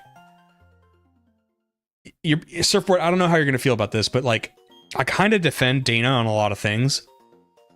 If I can understand the business sense of it, and man, for as incredible as Francis was in being the champion, like, no, if I went up to random people, they'd still know who Chuck Liddell was. Back when Anderson and GSP fighting, they became big names. Like, if I went up to people and was like, hey, do you know who Francis Ngannou was? They'd be like, who? PFL's a mess, right? And the deal they gave Francis was crazy. Like, that's not the guy who you like give everything to. Like, you gotta have him, you know? That's not really the guy you do that to. Like, somebody in their prime, like, that's just like McGregor. If 2015 McGregor, that's who you give like the company and everything to. Basically, like this, you know, you do a Nike Michael Jordan deal. Dana's good at marketing the UFC, but he's terrible at keeping his fighters happy for the most part.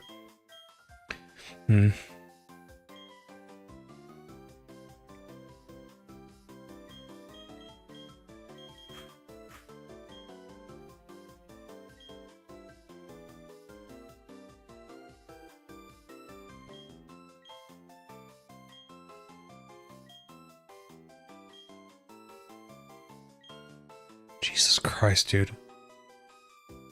So you're not gonna make me do the contest, are you?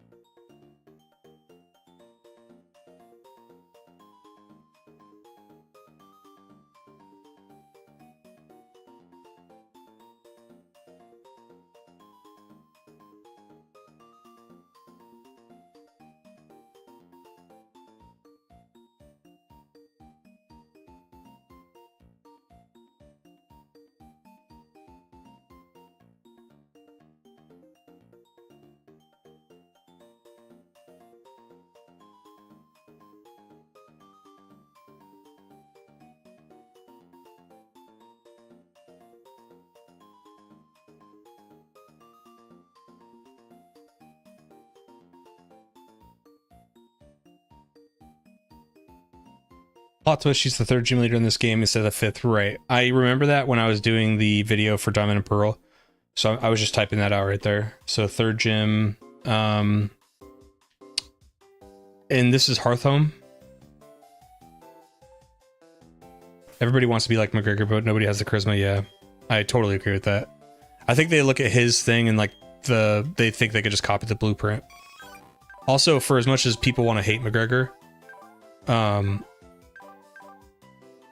he was very good back then and very dominant. There's also like a thing where like the better you do, you just piss off more and more people in general.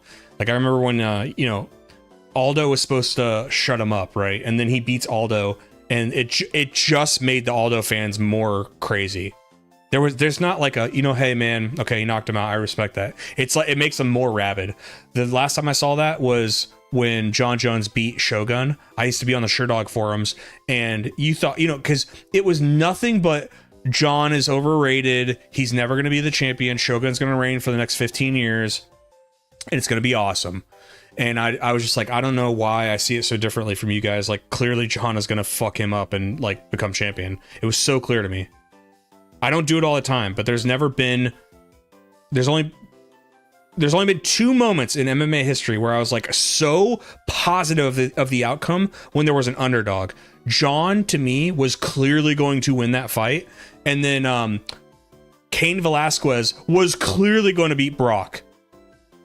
And in both times I was called like this idiot. And I was like, guys, it is so clear to me. Pocket Guy, thank you. I appreciate you, man.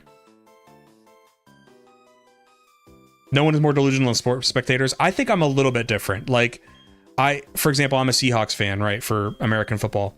And I'm surrounded by people who think the Seahawks are the best team in the league. And it's like, clearly we are not the best team. We are like very mediocre, probably subpar mediocre. I agree, Wes. McGregor has a huge part to do with that. The biggest I ever saw the UFC was when Ronda and McGregor were on top. I was in Bahrain at the time, and I remember, I was in the military from 2011 to 2018. From 2011 to like 2014, I mean, to me that was like still golden era of MMA. And I remember I was in Bahrain when McGregor and Ronda had become like either champions or close to it, and it was just like everybody was watching. Everybody.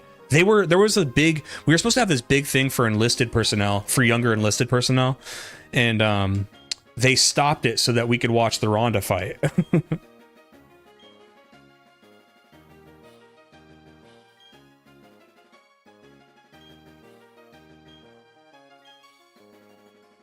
I have don't ever tell my girlfriend this. I have an undying love for Rose.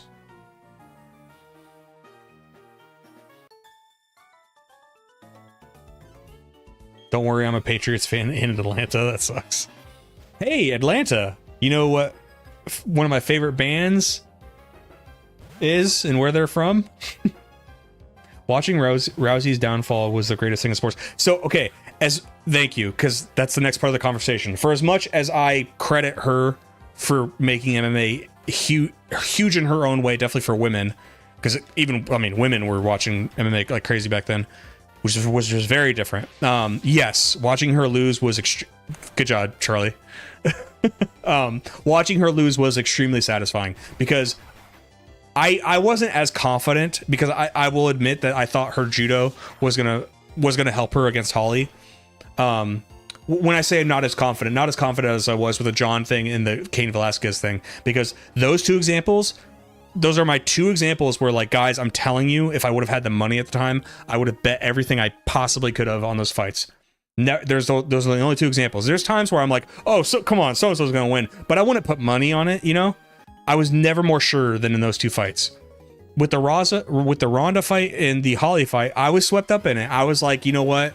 Ronda might get pieced up on the feet, but then she'll judo Holly, put her on the ground, snap her arm off, But what happened to Ronda was she knocked out the Brazilian chick, and that made her think that she was Tyson. Because you go back, and it was funny. Like, I admit it, I was under the spell. You go back and watch her shadow box. It is embarrassing. I don't know how she possibly could have knocked out that Brazilian chick. I don't know how that happened, because she does not have any stand up.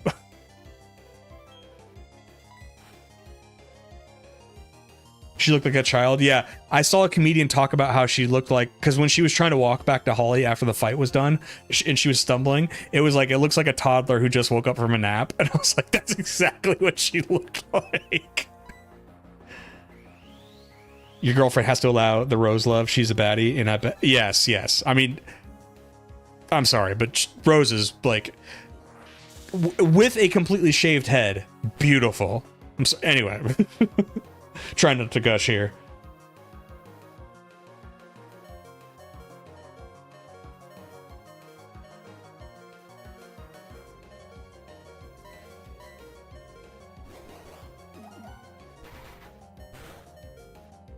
No, I agree with Eon. United finished 15th last season in 4 days into the transfer to one signing later. A voice in my head thinks we can challenge for the title next season. At least you can admit it.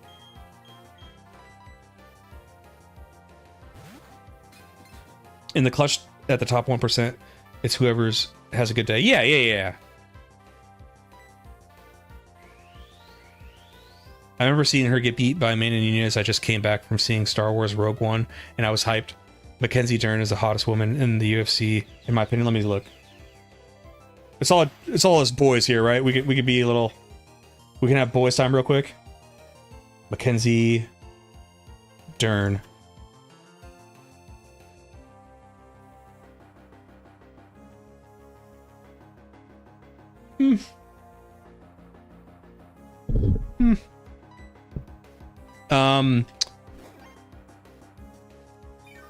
Sometimes I'm not into like the I'm not talking about Mackenzie Dern. I'm what's her name? Who's the chick that went to do OnlyFans? The blonde chick. She fought with Alpha Male.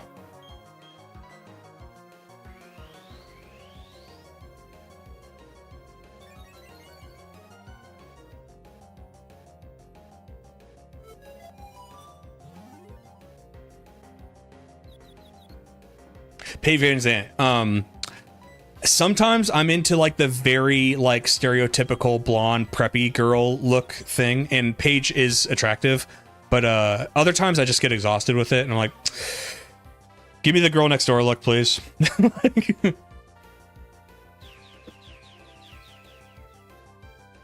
All these female fighter talk, it's getting hot in here.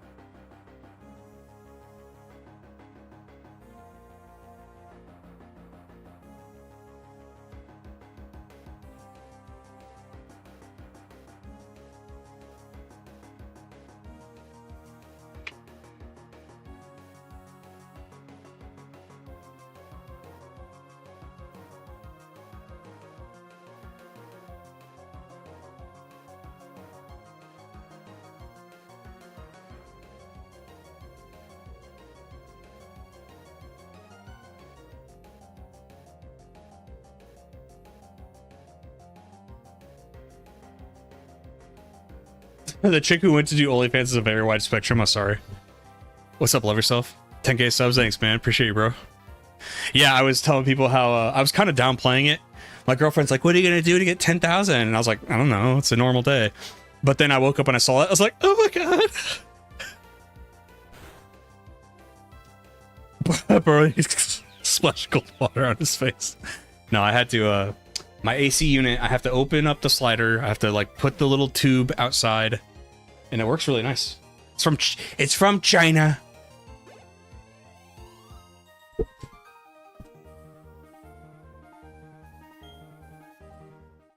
Norma Dumont. What was the chick who was like trying to get into, like, they let her fight in one of the UFC like promotional things. She won it, and then Dana, like, there was like a thing. I only saw it on social media, but this chick was attractive. Welcome, love yourself. We are a bunch of men today gushing over female fighters.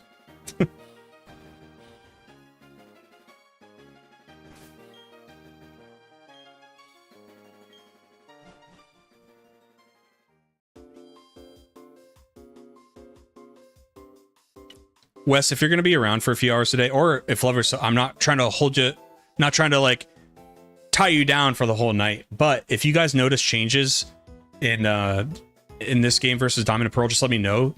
And the reason why I'm asking is because I'm just going to record like the differences, because when I make the actual video, you don't need like all of the raw footage all the time, because a lot of my Pokemon videos I use like PNGs. The background is usually just a background. Like, I'm aware of like a different dimension thing going to happen with Cyrus and Darkrai, so I'll be on the lookout for that. But like, for example, I'm going to start recording right now because of the different third gym. But I gotta disagree on Norma Dumont. They got a picture of her with Juliana Pena, though. I like Juliana Pena. What about, how about this? Do we like accents? Because who's that one chick from Scotland? Normally Scottish accents, not the most attractive thing, but she, with this one chick, it's great.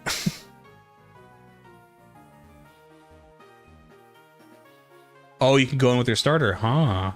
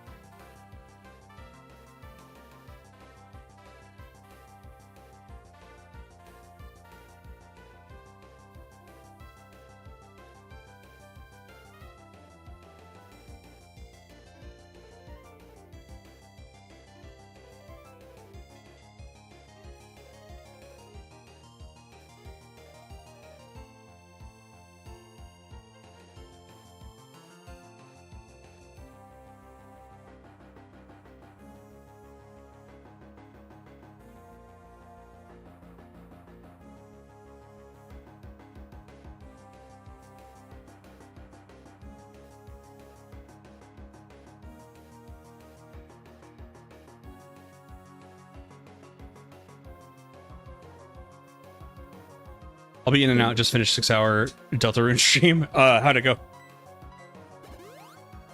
You don't know any Scottish women fighters? Dude, there is one. I forget her name. I swear there is one. She might not fight anymore though. This was probably like 5 years ago. She was fighting a lot. So are you going to use your footage from Diamond Pearl on your Platinum video? I only asked because the character sprite changed. No. You're seeing the footage I'm going to use.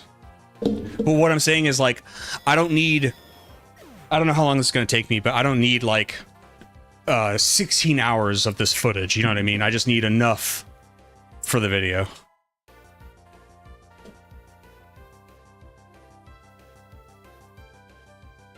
Because I think in the way that I do Pokemon videos, I don't do this like the Majora's Mask video. You could see the things on that you saw was relevant to what I was saying. With the Pokemon videos, I tend to use like a lot more images. The background gameplay is usually just for background. Sometimes I try to keep it like on topic, but I don't think it needs to be. The thing I want to get on footage for this video is I definitely want to get like the Darkrai stuff. I want to get this gym on footage because when I'm talking about changes, I want to be able to like show you what I'm talking about and not just be a picture. But for the most part, I don't think I need to have all the perfectly relevant footage. Australian accents, a la Angela White, are kryptonite. Australian accents are, yeah. How about bad accents with women? Boston. You ever hear a woman from Boston speak? It is the worst. British. See, I'm a worldly man. I've lived all over the world, dated all sorts of women. I don't fall for like accent things as much anymore. I will admit Australian, kind of like it. When it comes to British, it's give or take with British women. Like some you know, because there's different accents within the UK. Sometimes I like them, sometimes I don't. Minnesota. Oh yeah, Minnesota, yeah. Entirely situational, yeah. Because it's like the how she speaks too. Think Bostonian is the worst? Man, come up to where I live. Where do you live? I don't know if I think it's the worst. I just know that's the first one that comes to mind when I think of like a really bad one. Where I go like, I can see her, I'm like, wow, she's really pretty. And then she talks, I'm like, what the f. And Boston is that reaction to me. Depends on where in the UK. Emma Watson, for example. You like or dislike it? Because I think I like Emma Watson's accent. The Boston accent's the worst thing other. I'm telling you. There's some Southern American accents that are really okay. Sometimes this isn't fair, but sometimes it makes it seem worse. But like, there's some women with an Alabama accent sounds great, or a Tennessee accent sounds great. What's up, Gonzalez? Hello from Frenchie living in the UK. Hope you're enjoying Platinum. Looking forward to more videos. Awesome, thank you, man. How did you find this stream? Was it from my main channel, or like did you just see me streaming? And how does a Frenchie make his way? And please join us in this conversation if you have any opinions on accents.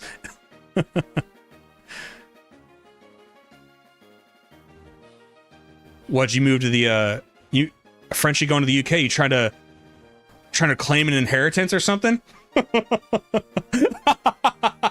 I know history. The Northern Midwest accent, pseudo-Canadian. I agree. No, I agree. That's right up there. When I would watch the Wings play Boston, it's always on the Boston feed. And Jack Red's You hate the Valley Girl accent. Ooh, that's a good one. That's a good one. Like, that's a good addition to the dislike. Okay, I have to pay attention. I keep messing up these doors. Okay, so I initially go through Square, I believe. Okay, Square. You think sports events need a Twitch chat? There's no way that would ever happen. Just like raw, unedited. There's no... Now listen, I'd be for it, but you know that would never happen.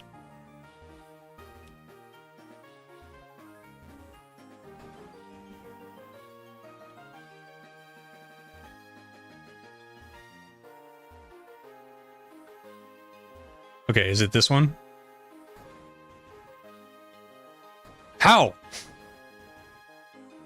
Oh, the doors change based on the shape of the room. Oh, okay, okay.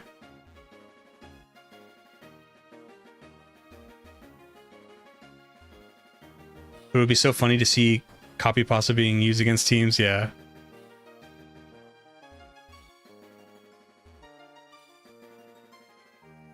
Oh, so what does this say? Heart. Okay.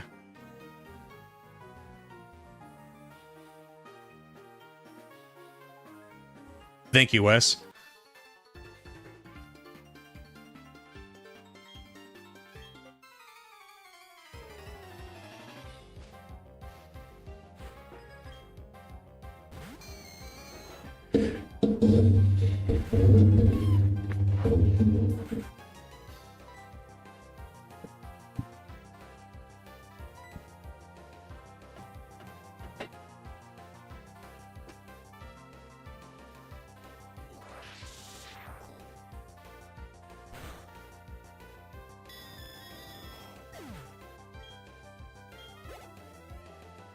I know the natural progression of this conversation, by the way. So we've talked about real life women. What are some crushes we had in video games or anime? My earliest one was Jasmine from Aladdin.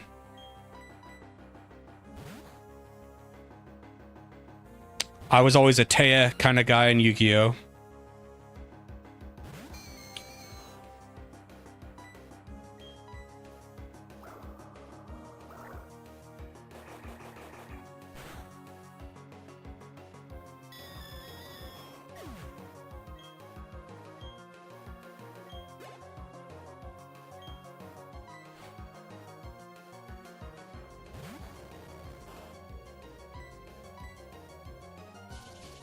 Midnight for Twilight Princess. Hey, love yourself. Check this out. Look what came in the other day.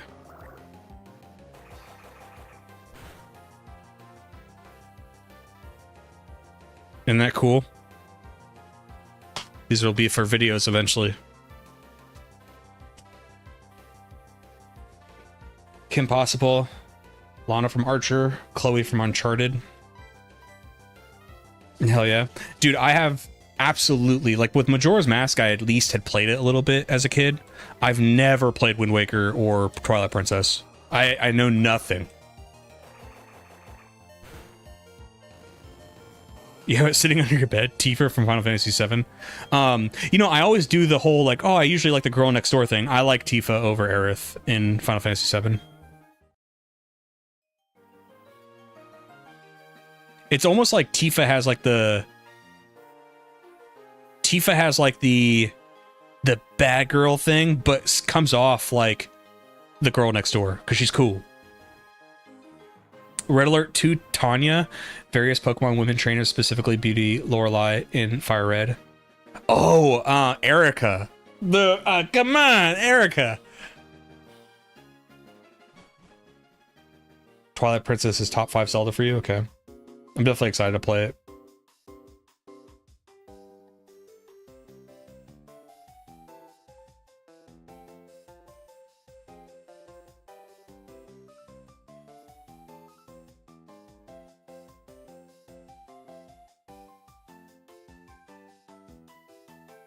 Faith from Mirror's Edge. Yes, I like older women. How can you tell? Yeah, Lord. Yeah. You're onto something there.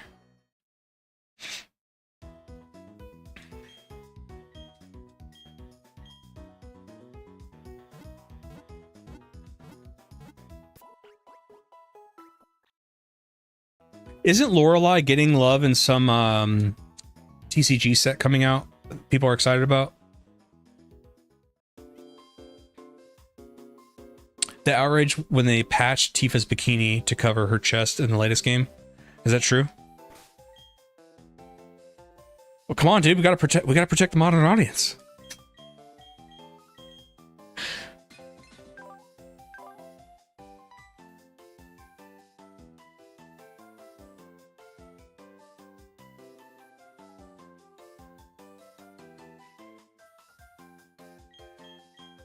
What is you guys' opinion on training up this Furcat Eevee? Because here's the thing. I eventually want a Glaceon, but we're very far away from evolving it into one. So, like, do we just keep it holding a Soothe Bell just to gather up the happiness? But we don't train it yet? Is that fine? Does that make sense?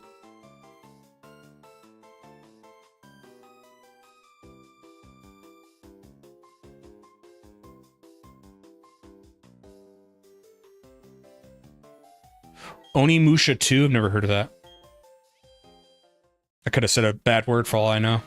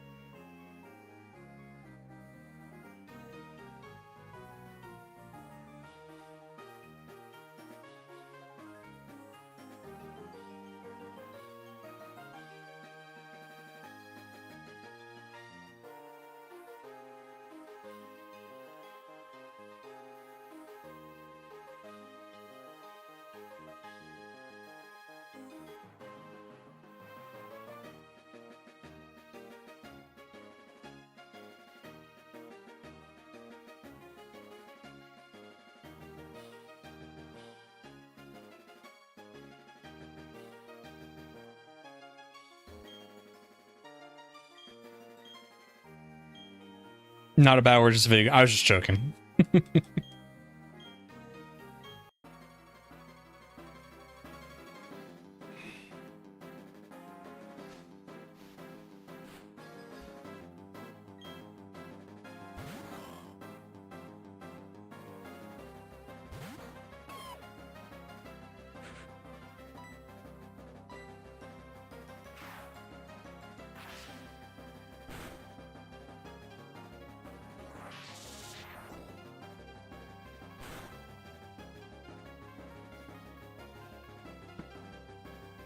Onimusha games were goated on PS2. Had Onimusha Tactics and GBA as a kid. Well, you said the word tactics, so now I'm interested in the series as a whole.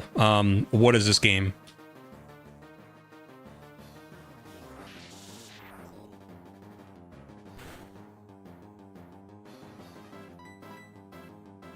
Gibble looks so funny, dude. His like pudgy little... he just has pudgy little hands.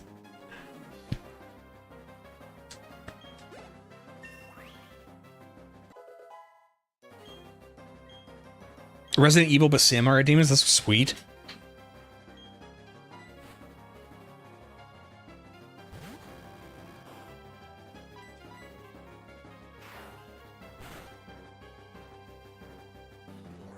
Gameplay's kind of like Devil May Cry. Well, people keep asking me about the Sony event yesterday. No one's telling me what they thought. What did you guys think of it? Was it all the things you'd hoped it would be?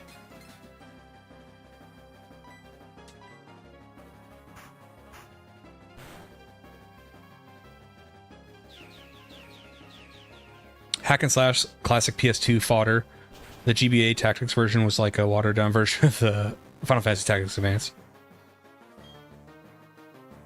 Pragmata and Neo 3 gonna none.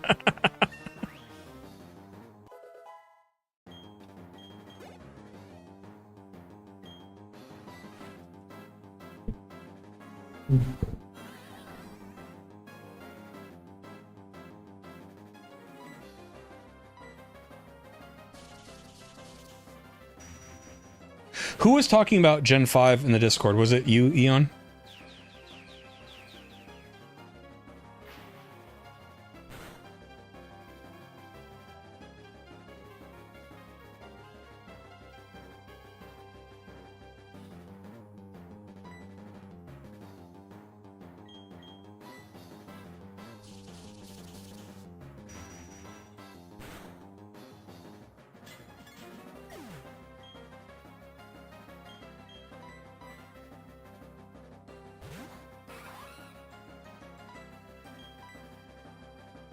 The only person to dislike it was that moron on Twitter, Synth Potato, but he's a Neanderthal journalist, so their opinion does not matter.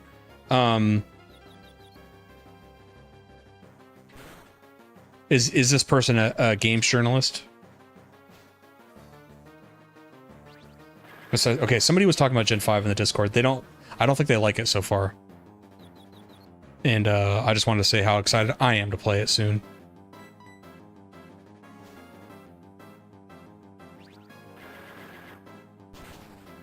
You don't like Gen 5? Please tell. Please do tell me.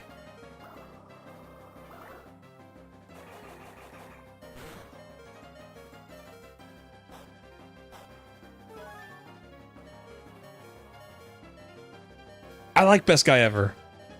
I like Best Guy Ever a lot. I think he's like coming back. Like he was doing some other thing for a while, but like he's trying to come back to his channel in earnest. And I'm happy for it because I like him. And his lecture things, his lecture videos are very good, but a lot of the old ones are very annoying with some of the people he has in as students. And I posted on his newest one. I was like, thank God, you know, because I finished it and I was like, thank God it wasn't like it didn't have a really annoying class. And he liked the comment and I was like, okay, so maybe he gets it too. But I think you should just keep doing those, man. Those are sweet. Very, very charismatic individual.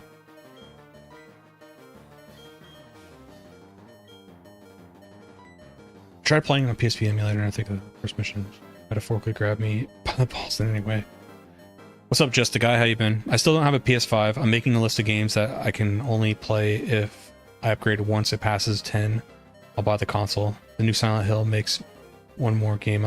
Ooh, that's a good policy. So you're saying that like if it doesn't have the catalog, why buy it? Like you need a catalog to play it first. That's pretty cool. Gen 5 isn't bad, but it was intended to be a soft reboot of the series. The change in the design sound was off-putting to me. It was also considerably harder than the previous games. You right. You're so right. And I can't wait for it.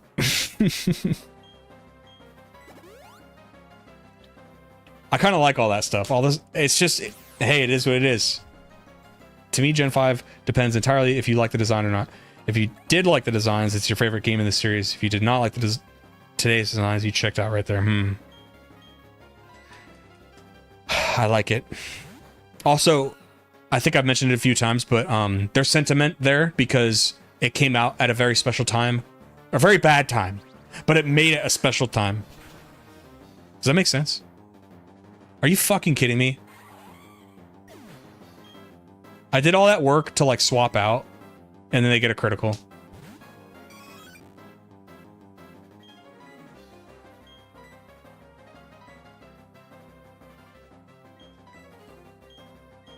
I already used my revive. Cool. Well, how is Furcat gonna win? It's just not.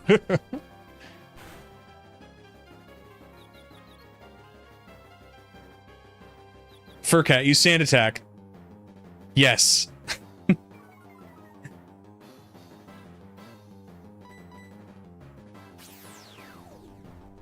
You played it just after basic training and you were miserable. Okay, so I was pushing carts at Target era before I joined the military, because like my life was like miserable and I had no sense of direction and I didn't know how to be an adult and I didn't know what I would do as an adult. And what calmed me down for a little bit was Gen 5, because that came out right during that time. And I picked up the games at Target with my employee discount. I love AGM 5. Best story, but was the gen I dropped Pokemon because I was in high school and felt like they were phasing me out of the Gen 5 being the first reboot of the series. Enjoyed it in college though.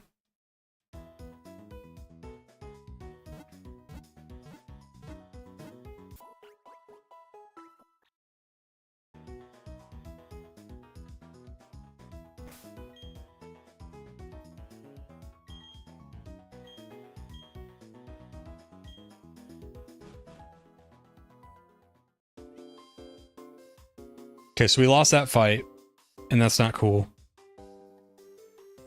We might need to do a training montage.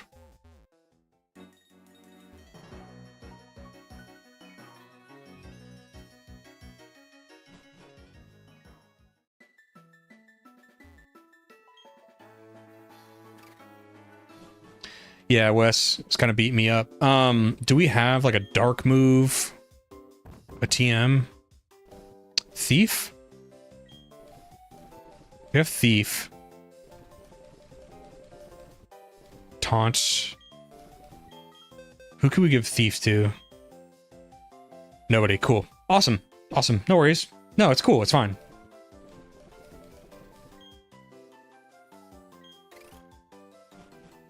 That's all right. I'm hanging out with all my friends. We'll just grind a bit.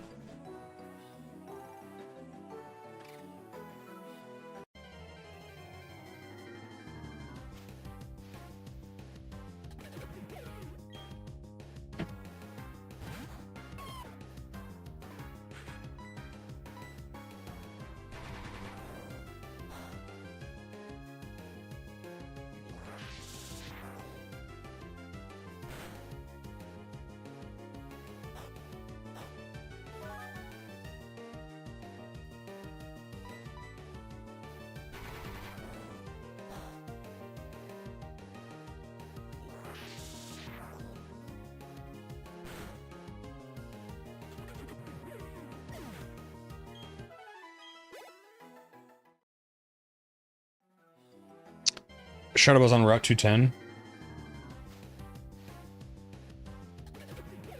Real Chungus.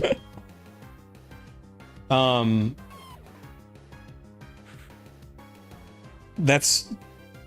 Can I get there from here or no? That's like just after this, isn't it?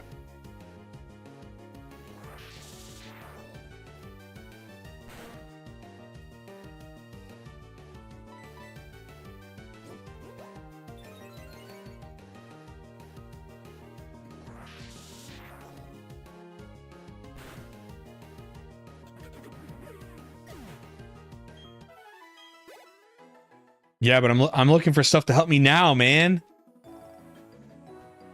I think the furthest we can go on routes right now is 208 because it on the guide it says the route right after this is 209. So that's why I'm like, unless there's a way to get there before beating her. I didn't mean to take down. We're blocked off, yeah.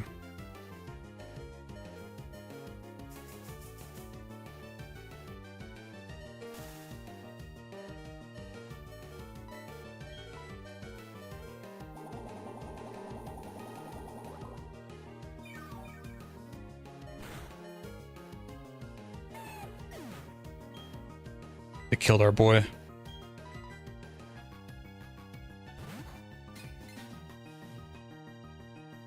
Damn. We're gonna have to do this the old-fashioned way with just cold, hard experience. Raw grit.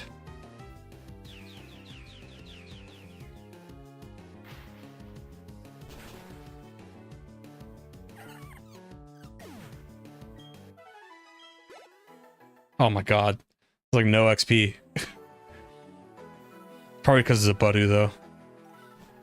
There's that cave next to Gibble Cave that has trainers you can use, experience, get, teach Togepi, Flash. You'll be good to go. Yeah, I guess I kind of have been neglecting some trainers.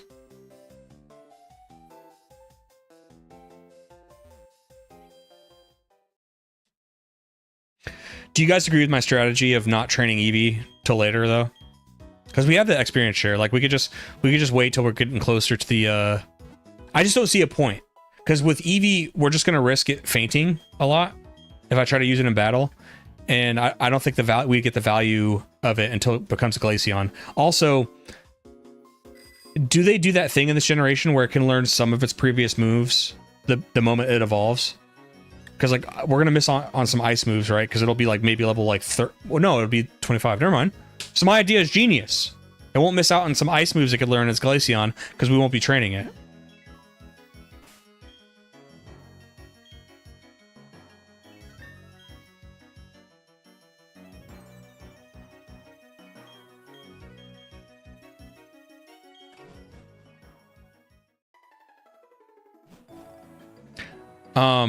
Gibble, I'm making an assumption here. I'm pretty sure Gibble should learn Crunch or something. Let me look.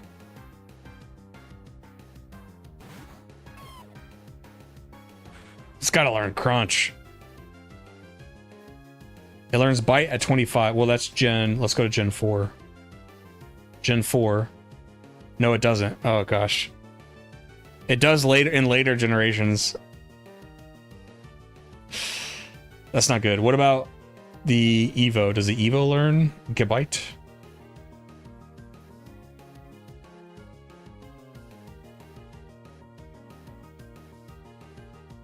Gabite learns it at 27. In Gen 4. No, that's Scarlet and Violet. It doesn't... Damn it! God damn it! Okay, well, we at least have to evolve Gabite, because that'll give us some stat implications for the gym leader.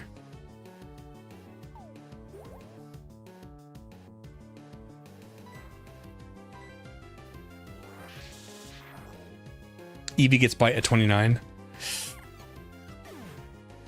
I don't know if that's worth it. I think we could do it if we chain up or evolve Gabite and Bronzor.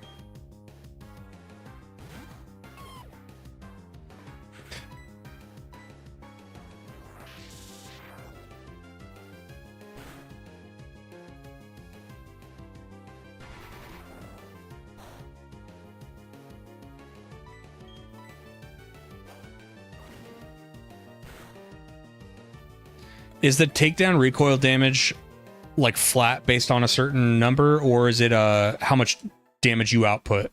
So the more damage you do with takedown, is that the more damage reflected upon the Pokemon?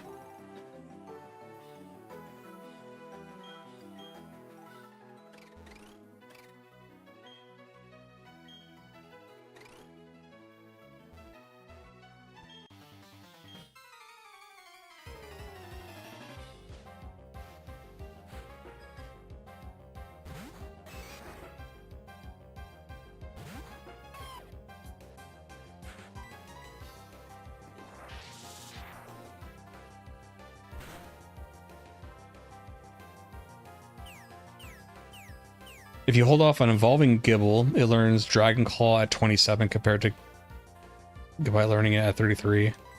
Yeah, and I guess around that time is when Dragon Rage will start losing its luster. But I wonder what's going to be better for me in the short term. Is it going to be... It might just be evolving it. I think I'm fine with Gabite learning it at 33. I think if Gabite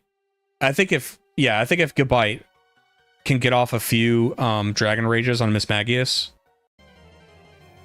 it'll be fine. And then once it's a Gabite, it'll have the stats to kind of sustain a little bit longer. That's a working theory right now. You always thought it was based on the damage you give. I think so too. Because I feel like the stronger takedowns I've done, the more it's hurt me.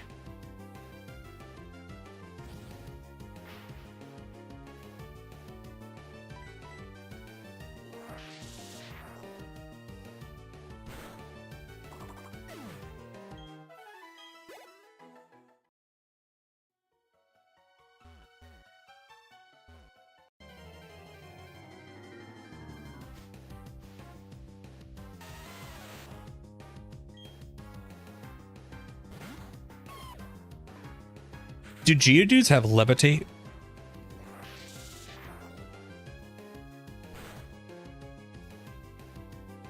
Guess it doesn't matter. Yeah, it's like blue, isn't it? Wes? It's like a blue hue. Might have that wrong. What game series do you wish brought you Pokemon views? Oh, that's a great question. That's a really good question. If I could get the same amount of views but doing some other thing. I feel like I gotta think about that one.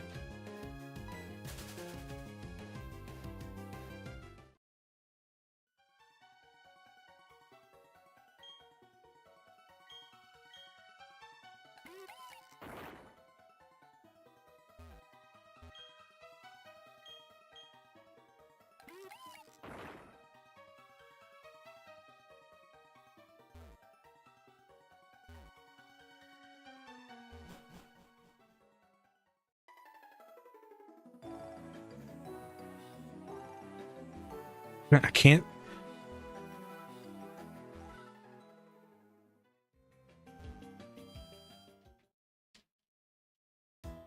I'm trying to think of something, because if it's like, I'm definitely, I don't force myself to play anything, okay? But yes, I want to play Pokemon games because it does help the channel a lot. I just hope that there's a point where I can transition to other stuff while also doing Pokemon too. But if I could choose one thing and like it's guaranteed I'd get the same amount of views, like if we could just magically, boom, you're gonna get the same amount of views. I think I'd choose something more like that's less talked about in general, right?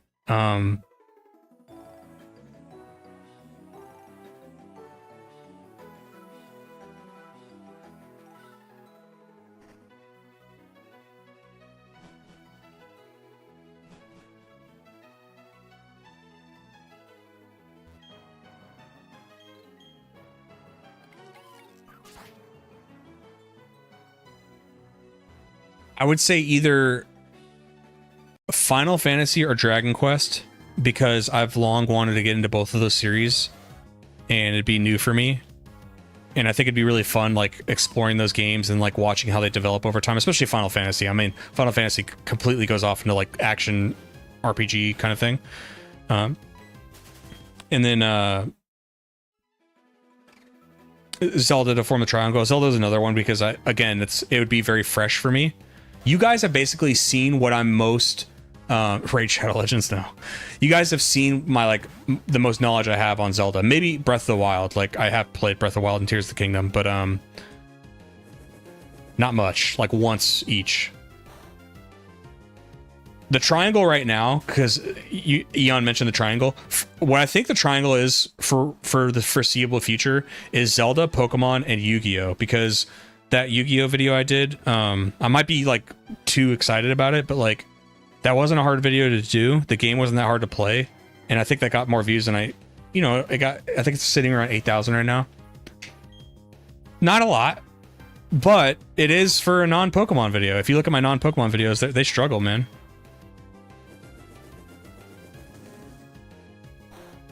And nothing will... I can't keep doing things that I put a lot of passion into and like just don't get any kind of growth to the channel at all, which sucks.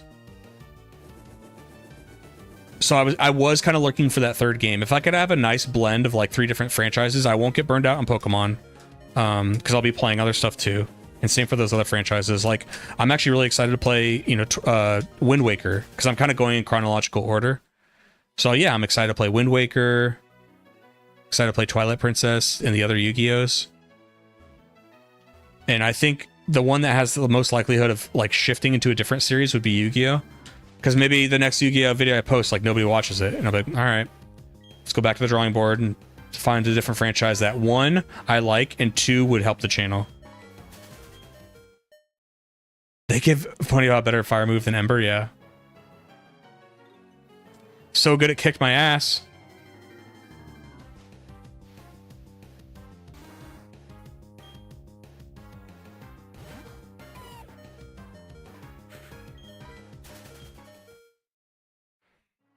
Twilight Princess has big nostalgia goggles. In what way? You believe it gets undue praise, or you believe that it would be a good video because people like it?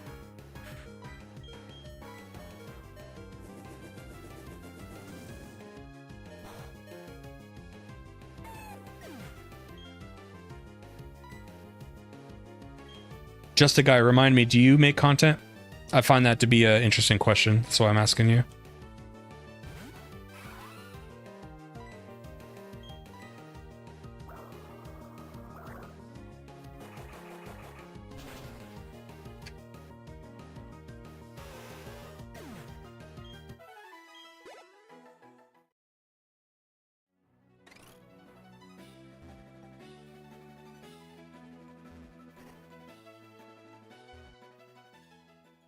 You're just a guy. Yeah, good question. Yeah, so that's my answer. Is it would be like Final Fantasy or Dragon Quest, because it would give me both series are like completely. I've only played Final Fantasy 7 once, like 10 years ago on the PS4, It was a port. And then I played Dragon Quest XI and I liked it a lot. And I'm really excited to play more. I will say the Dragon Quest 3 HD remaster was kicking my fucking ass though. There's a part where you fight like a troll, and like I couldn't beat him. I spent like 3 days trying to beat him.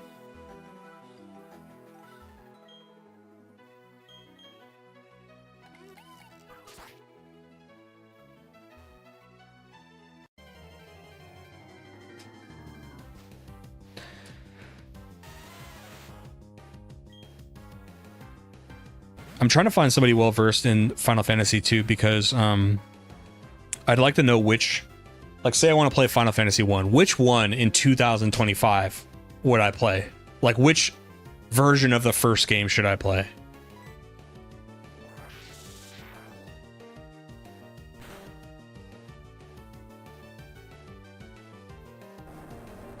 I think you can build a big audience off of JRPGs. That's like the biggest single player type game genre out there right now. Yeah. I would hope, I want you to be right. I want you to be right. To me, I think the reason why I got a little bit of attention on a Yu-Gi-Oh video is because, like, from my, I mean, I only did a few searches, but it doesn't seem like there's that much talk about the older video games of Yu-Gi-Oh, but I think that the audience is still very much there. The PSP version of Final Fantasy 1. Okay, so, but like, you wouldn't, what if I did the pixel remaster? Would people be upset about that? What I'm trying to avoid is like, I actually did make another MM video, but I deleted it. And this was like, my channel was totally different back then, but people were very upset I played the 3D version. So because I'm new to a lot of these franchises or like discussions, like I don't always know that stuff. Like I don't know what the prime version of this game is, you know? PlayStation Vita version of Final Fantasy X, but not the Steam version. Oh, the PSP version has more content. Okay. Well, what's cool is I could play that on my Steam Deck because I believe I have those as PSP emulators. I have like Crisis Core, the original Crisis Core, and all that kind of stuff. But I could add the Final Fantasies on there. Do you guys have any thoughts or opinions on like the Crisis Core remaster?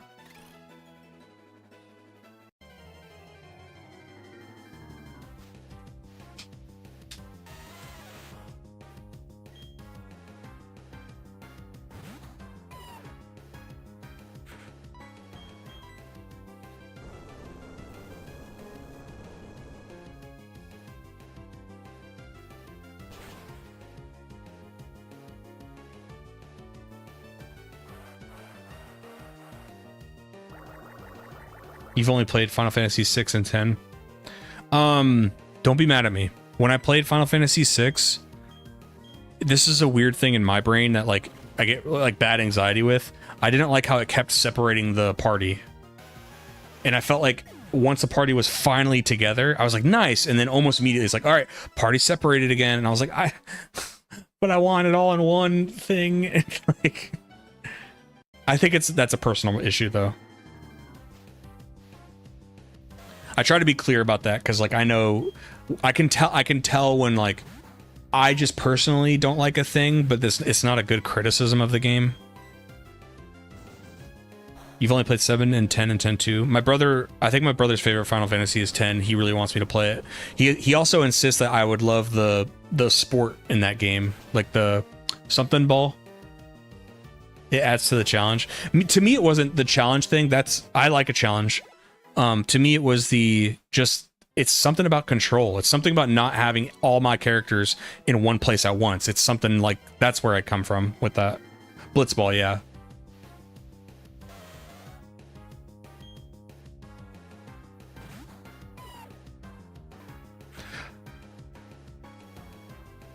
what conversation is going on? Final Fantasy, turn that shit up. Yeah, so Just a Guy asked a really good question about like if we could just like magically give me the same amount of views that I get for Pokemon, what would I be playing?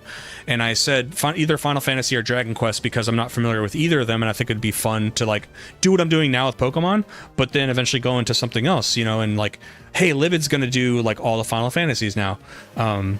If I could have it that way, that's how I would do it. And the reason why I picked, yeah, like I said, I picked those because I'm actually unfamiliar with them. I've only played like one game of each of those franchises.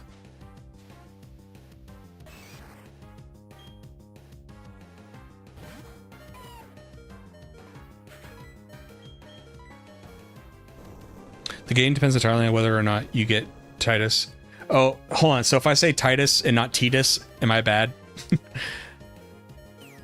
Move on the ship. The AI is generous, and if you win that match, you're addicted. The game depends entirely on whether or not you get Titus's move on the ship. So you're saying that's an early indicator on whether I'm gonna like Blitzball or not, or like the game or not?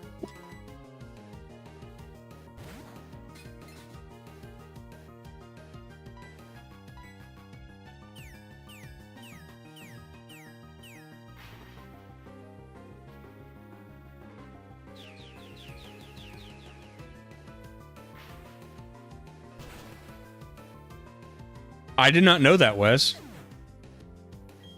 I learn something new every day about Pokemon.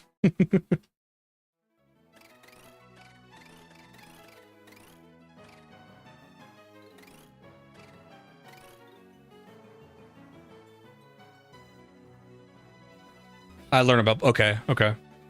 Do you think the game is largely dependent on Blitzball to have fun?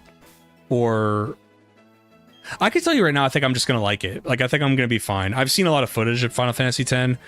I like turn-based combat. It looks fucking sweet, and I think I'm gonna like Blitzball too. My brother is always careful about that too, because for example, he doesn't know if I'm gonna like JoJo or not. I've never seen an episode of it, but he's like, he keeps saying, he's like, I don't know if I should recommend it to you or not, because he's like, I feel like you're either gonna love it or you're gonna hate it. But with Blitzball, he's like very confident I'm gonna love it. I think 10 is one of those games that you don't know if you like it until you get points at it. But to me, it's such a strong fucking game in many ways that many people don't know their first time.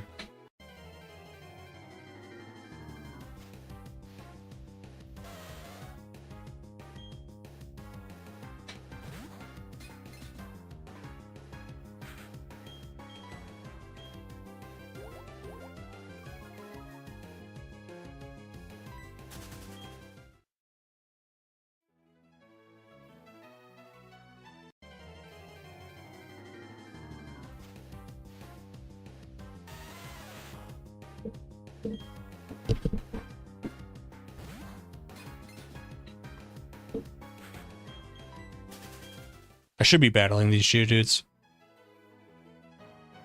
I wanted to go heal Gibble so it can evolve.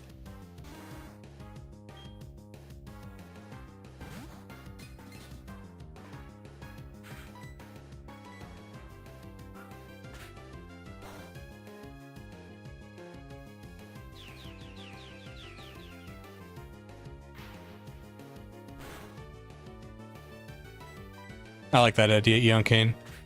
That kind of reminds me of when I would play a lot of Witcher 3. I think you guys know I like card games.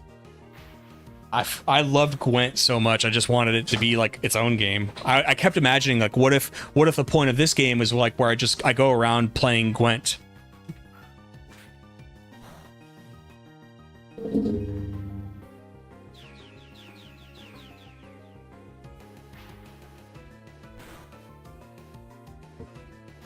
Shit.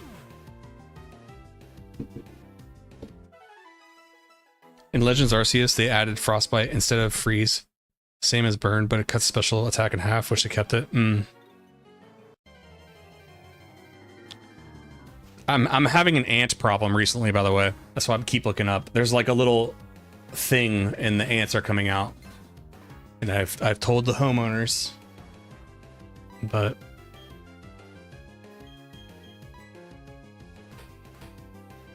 I started playing Witcher 3 for like a few hours and was like, damn, this game feels so fucking weird to move around in. I agree. It did kind of feel a little bit It does feel like I know what you're saying. It's hard to explain, but I know what you're saying.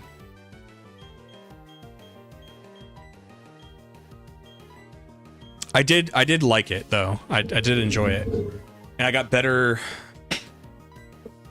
I got better at like exploring its capabilities more. Like I played on a hard enough difficulty where if I wasn't using the specialty like potions and stuff on my weapons, that I was having a hard time. So then like, okay, I sucked it up. I learned about alchemy. I learned about mixing and matching different things. And what it does for gameplay though is it makes you feel that like a Witcher, like you're actually on the hunt for things. And I started reading my little manual. Okay, what's good against wraiths and banshees? What's good against werewolves? You know, I started actually doing that.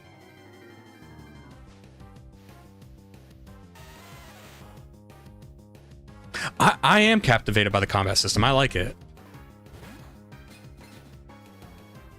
But yes, Wes has a point. It's like you have to be entrenched in the game because when you come back to it, it's like it is kind of weird. It's a little bit like, but yeah, I like Eon's explanation, like peanut butter. It is kind of like when you get off a horse and you try to walk around, it's like you have to constantly be doing like a half circles.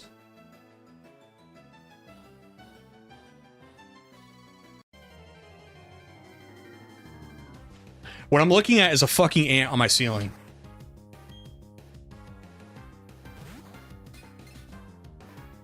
Because if he's going towards the sliding door, I'll let him live. If he goes to the outside, he can live.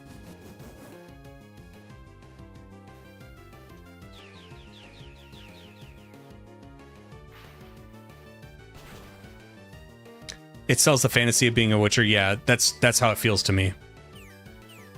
I like when I start doing the intent of the game, like, and I almost can like see them when they were developing the game, like that's what they wanted. I like that.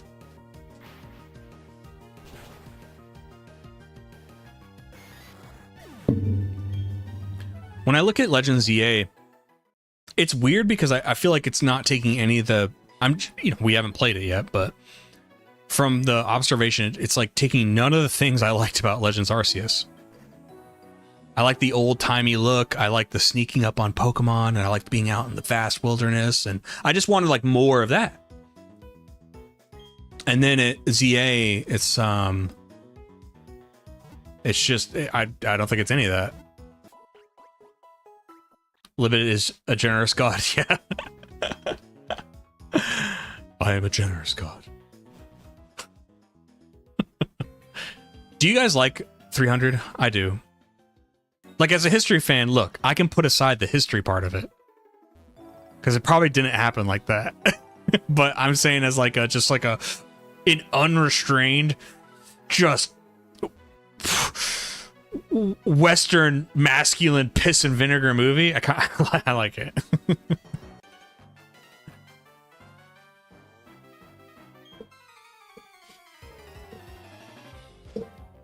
Zia looks more battle focused. Yeah, do you guys like the way they're doing combat? Because again, I like the things it did with the traditional combat, but they tweaked it. Or like I like how they did EVs in that game, where it was just like a simple, you can use those blocks. That was cool. But it was very simplified. Or you could use like the what were those like, what'd they call them? They powered up your moves. There was different stances. That was cool too. Snyder's best movie, straight up shit post. Played straight action movie, feels like a comic book brought to real life. Yeah. That's a great way of explaining it. It does feel like a shit post. It's dope. Love quoting that movie. Yeah, it's sick. Like, yeah, I just love that movie. Sometimes I could take, for as much as like I'll criticize Fast and Furious, right? It's just because they made too many of them. But I like the earlier ones, right? Like I like just throw popcorn in your mouth, dumb movies. 300's in that category. What's up, Perennial? Congrats on 10K. Thank you. Thank you for being part of that. Appreciate you. Everybody in this chat is part of that, so I appreciate you guys a lot. Perennial, where you been, dude? What, you don't get a Pokemon named after you this time, so you don't want to watch? There's so much of Kalos left unanswered. I was hoping they were let me re-explore the region to make it feel complete. Yeah. So is it confirmed now? Is it just the city? Is it just the city?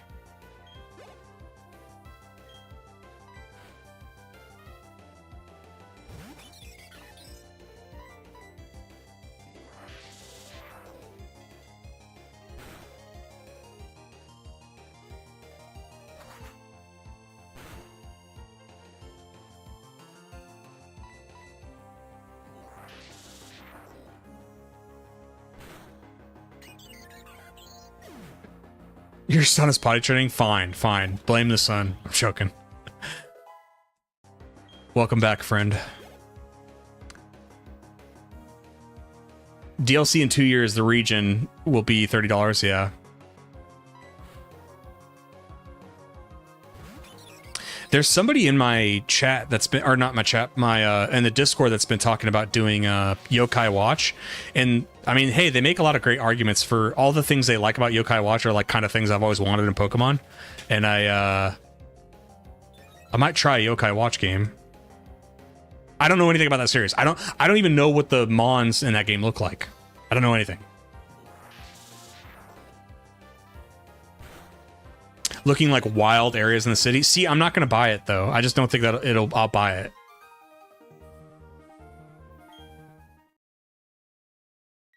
Wes, I'm going to let Gible evolve. I'd rather have the stat boost here.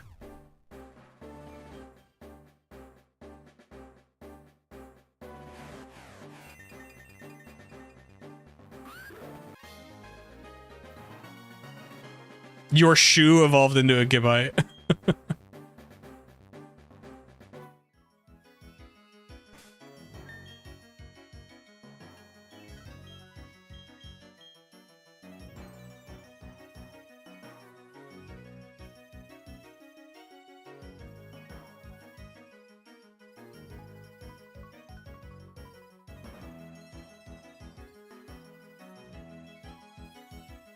Ooh, that's a good one, Wes. I like that. That's a good idea.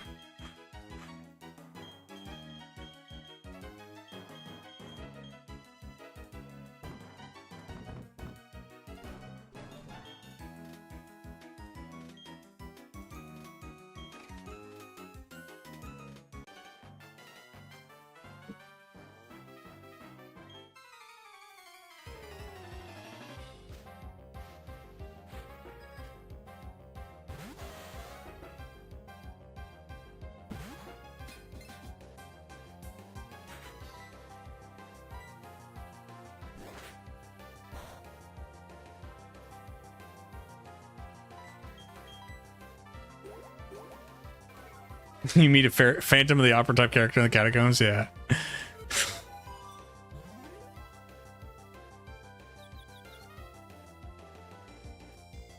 And this game is not coming out until October?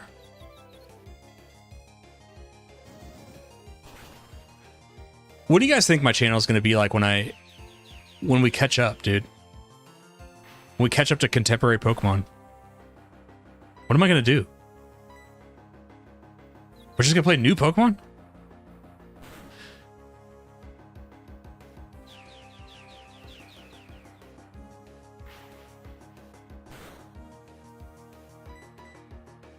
I think I have one video that's gonna be a layup, though. There's gonna be one video where it's like, hey, I just played all the main series Pokemon games. Here's where I rank them, or here's what I think about them. That's a layup. Wow, this series is better when I was a kid, yeah. I think right now, like, that's what's going to be so interesting to see is, like, my negativity probably going to be on the rise starting with Gen 7.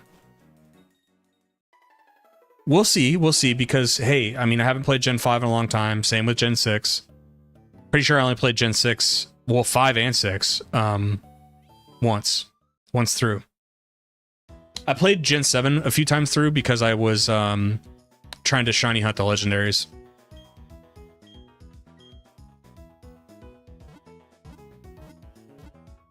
Yeah, Perennial, I think it was you that you have favorable opinions of those games, right? There's niche topics you could talk about, like music, regions, art. My only thing with that is, like, I've never done videos like that, so I don't know how I would do it, and I don't know if there's just other channels that do it better, and it's right now everything I'm doing right now is very formulaic, and there's a lot of security in that for me personally. Like, there's a lot of like it feels like a job. It feels, but in a good way. Like, I've been writing a little bit of things on the script today after stream. I'll probably, after I go outside for a little bit and breathe some fresh air, touch some grass, I'll come back and probably work on, like, the intro, a little bit of the script, get some of the editing out of the way. It's very like, you know, it's like an assembly line.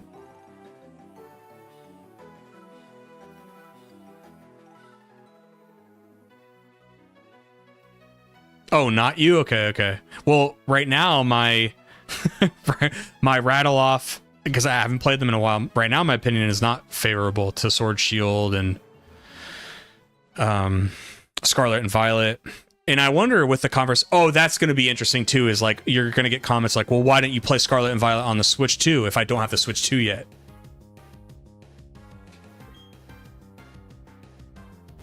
So it's like, it's almost like by the time I get to contemporary times, it might be like 2026. I don't know. But maybe by then I'll have a Switch 2. It's not a money thing. It's just, I don't want to buy a Switch 2 because I don't agree with pricing. And there's not enough I want to play on it yet. I will say playing Breath of the Wild and Tears of the Kingdom with better frame rate is intriguing. But I don't know if I want to reward that type of stuff. You think Gen 4 and 5 is P Pokemon? Yeah. I like Gen 5. But I always say this because I haven't played them in so long. I might change my opinion. Maybe I get back to Gen 5 and I'm like, you know what? I overhyped this. Same thing if I dislike it. Like, I might play Sword and Shield again. I might be like, you know what, dude? I was too harsh on these games. But I don't think so. Lopunny and Defog already going to give us a solid hour of content. Rage content.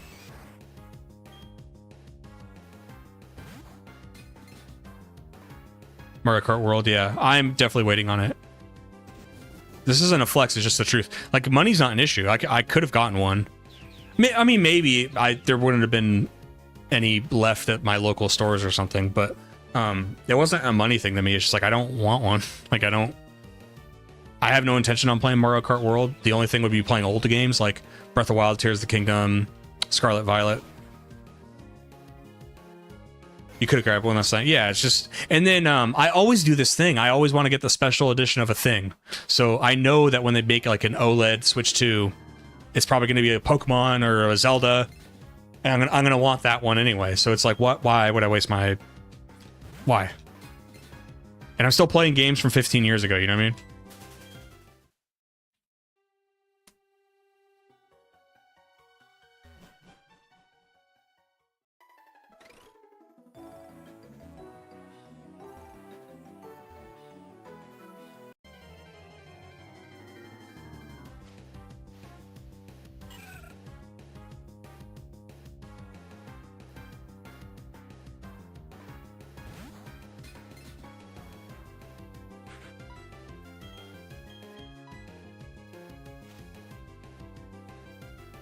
90% of my Nintendo gaming is on Pokemon games, Game Boy Advance, DS, and 3DS. Yeah, that's how you found my channel.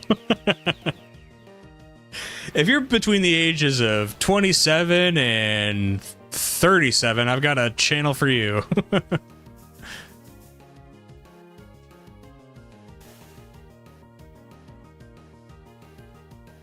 31, yep. Hey, I nailed it. I think my analytics... Let me look at my... I gotta log into a different channel.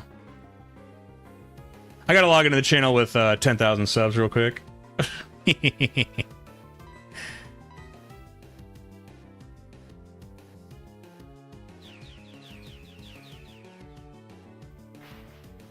Okay. So male to female, 4.1% female, 95.4% male, 0.5% unspecified. As far as ages, 0.3% 13 to 17 year old, 18 to 24 13.5%, 25 to 34 57.5, 35 to 44 21, and then 45 to 54 5.3, 55 to 64 1.6, 65 plus almost 1%. They like the young bucks. I so much wanted them to do normal Switch BDSP special edition instead of... They did it for the light. I have that one, by the way. Didn't like those games. I have that handheld DS.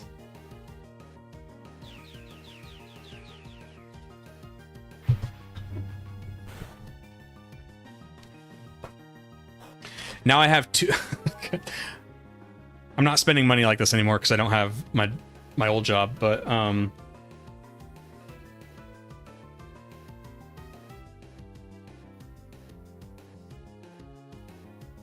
so I have this, and then I have two DS Lights High Roll editions. I will say the price point on them was absurdly low. It was $200 each. That's a, I think that's a good deal. So I bought two.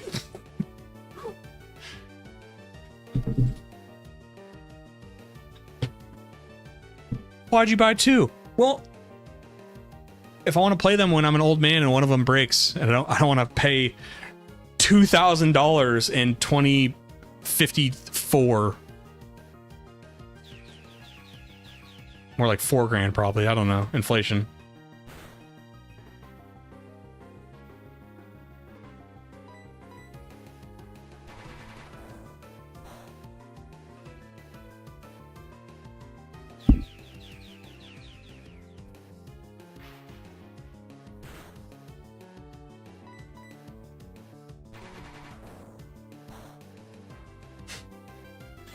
God damn it.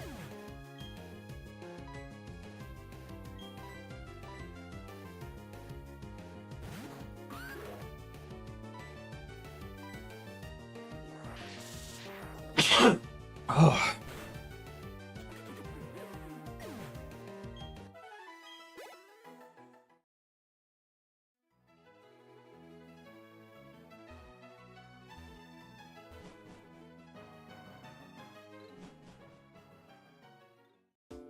It would have looked sick on the Switch dock. Yes, but I actually I have my OLED Tears of the Kingdom Switch 2, so but those are great examples of what I'm talking about with the Switch 2. Or if I said Switch 2 about the sorry, I have a Switch 1 main console. It's the Tears of the Kingdom like High Roll edition, looks sick. I'm sure they're gonna come out with one for the Switch 2 eventually, like some kind. It's either gonna be Pokemon or Zelda. I'm gonna want it, so I'll just save the money now.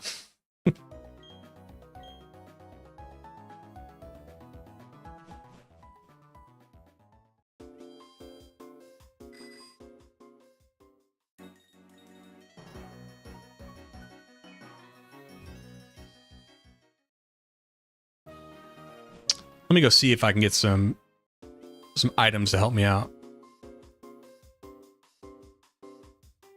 Do you mean buying a new console the first year is never a good idea? Thank you, Xbox 360. Yeah. What, like, is there ever a time when it's been like, definitely tell me if you know of one. Is there ever been a time where like the day a console comes out, it's just like, you gotta have it. It's got such good games. I feel like for a long time, and all companies are guilty of this, it's like, it's usually been, what is making you gotta have it the day it comes out, you know? Like launch title game, it's so good.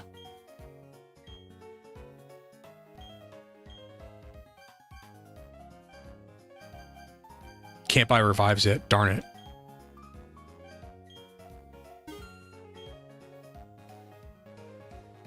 ZA Special Edition console with all the megas on it. I don't think they'd put all the megas on it. I think they'd put like, what's the low-hanging fruit? They're gonna put all the Kanto starter megas on it, or they're gonna do either the Kanto starters or the Kalos starters like that.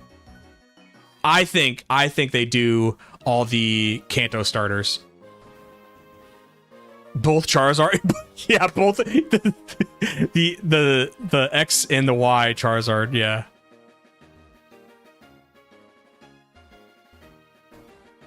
.3DS in hindsight, but overall I'd say the Switch first year was dope. Like on release day? Well, like, hold on, I guess Breath of the Wild was technically a Wii U game, right? So I guess, did they have that on release day for a Switch?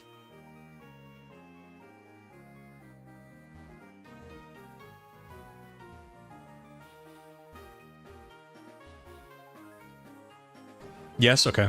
PS2, budget DVD player and backwards compatibility for PS1, fun for the whole family, nice. That's a great example, yeah, because, I mean, DVD player back then was like, all of your media was going through that.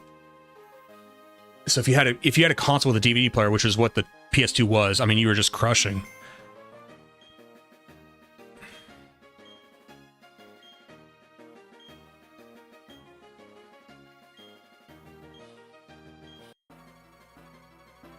Dang, I think I'm leading with Bronzong, which is not good. Breath of the Wild was a Switch release title? Okay, fair enough. I'm sure that was like planned, by the way, because after what happened to Wii U, they were like, let's get the Switch thing out the door, and hey, by the way, Zelda is going to be a launch title. Even if it's an older one. Or not technically new.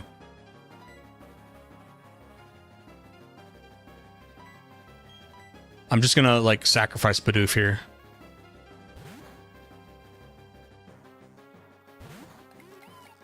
A Mega Charizard Z. Do you think we're going to get new forms of, like, for those Pokemon?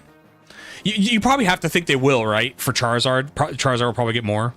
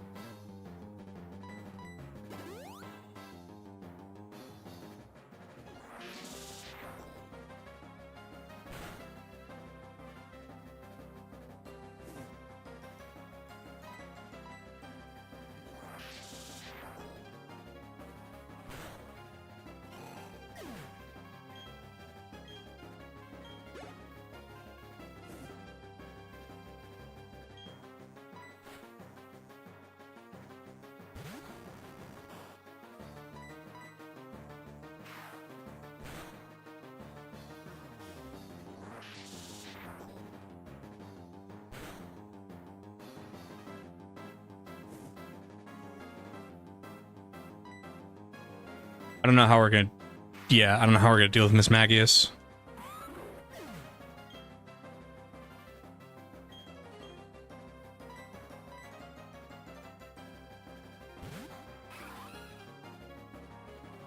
No Zard's present. Maybe it's a marketing thing, though. They kind of just keep teasing it, and like right before the game comes out, they show you some Charizards. It's like, oh my god, I gotta get it now.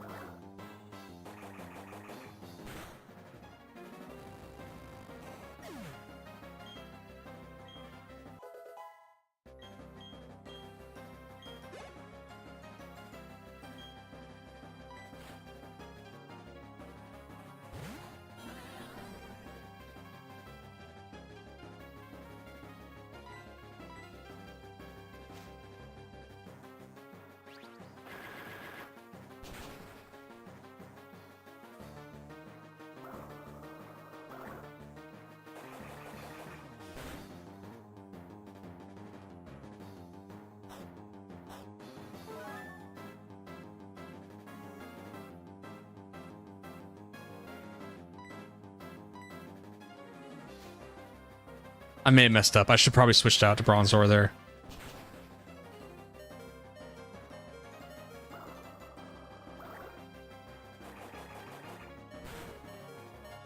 Oh!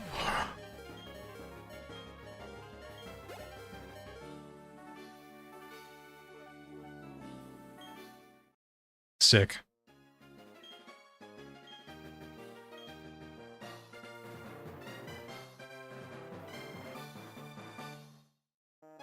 Torrent, yeah. I underestimated Torrent. I wish there was a thing that indicated like, hey, Torrent is gonna like do a lot here. You know what I mean? Some kind of like indicator. Because you know, whenever I watch those channels that do like the Pokemon battle and like the unofficial like Pokemon Showdown or whatever they call that, like there's a place where people can do online Pokemon battles without the games. They're really good about showing you stat changes like constantly. And I like that. I wish I was in the normal games for everything. Torrent, all the abilities, weather conditions that don't have to have a cutscene to play. It's just happening. Penguin luck, yeah. Penguin has been very lucky in this playthrough. Gen 7 has the stage boost. They should have kept it. I will give Gen 7 the flowers when we talk about that.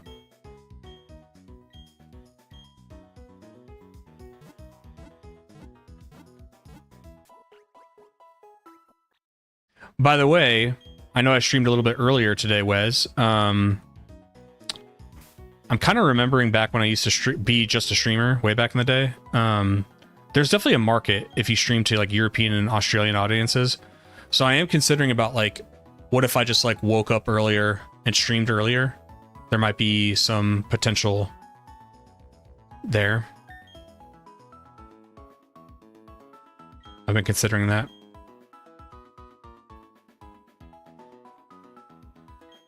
Gen 7, so that will be my argument in Gen 7 is like, I think the title of the video, if my opinion remains the same after replaying it, is just going to be ruined potential, because I like the Pokedex, I like the scenery, I like the graphics, I like the animations or graphics, I guess. I like how they switched up with gyms. I like so much about it, but yes, I do think it's an extremely big deal that the cutscenes are so fucking annoying. And the NPCs are so fucking annoying. They're like ruins everything about that game for me. I'm not exaggerating. I always say this. It's true. I have like an anxiety when I play those games because I know whenever I go to a new area, it's going to be every 2 seconds. It's like a weird little like a cringing effect to me where I'm like, oh my God, like let me play the game. Anyway, folks, that is all for today. I'm getting tired. I need to wake up a little bit, go play some soccer outside. I'll come back and start working on maybe the script to this video a bit. Get a little bit ahead of schedule. We have a video coming out Saturday Pacific Standard Time for Heart Gold Soul Silver. So that'll be cool.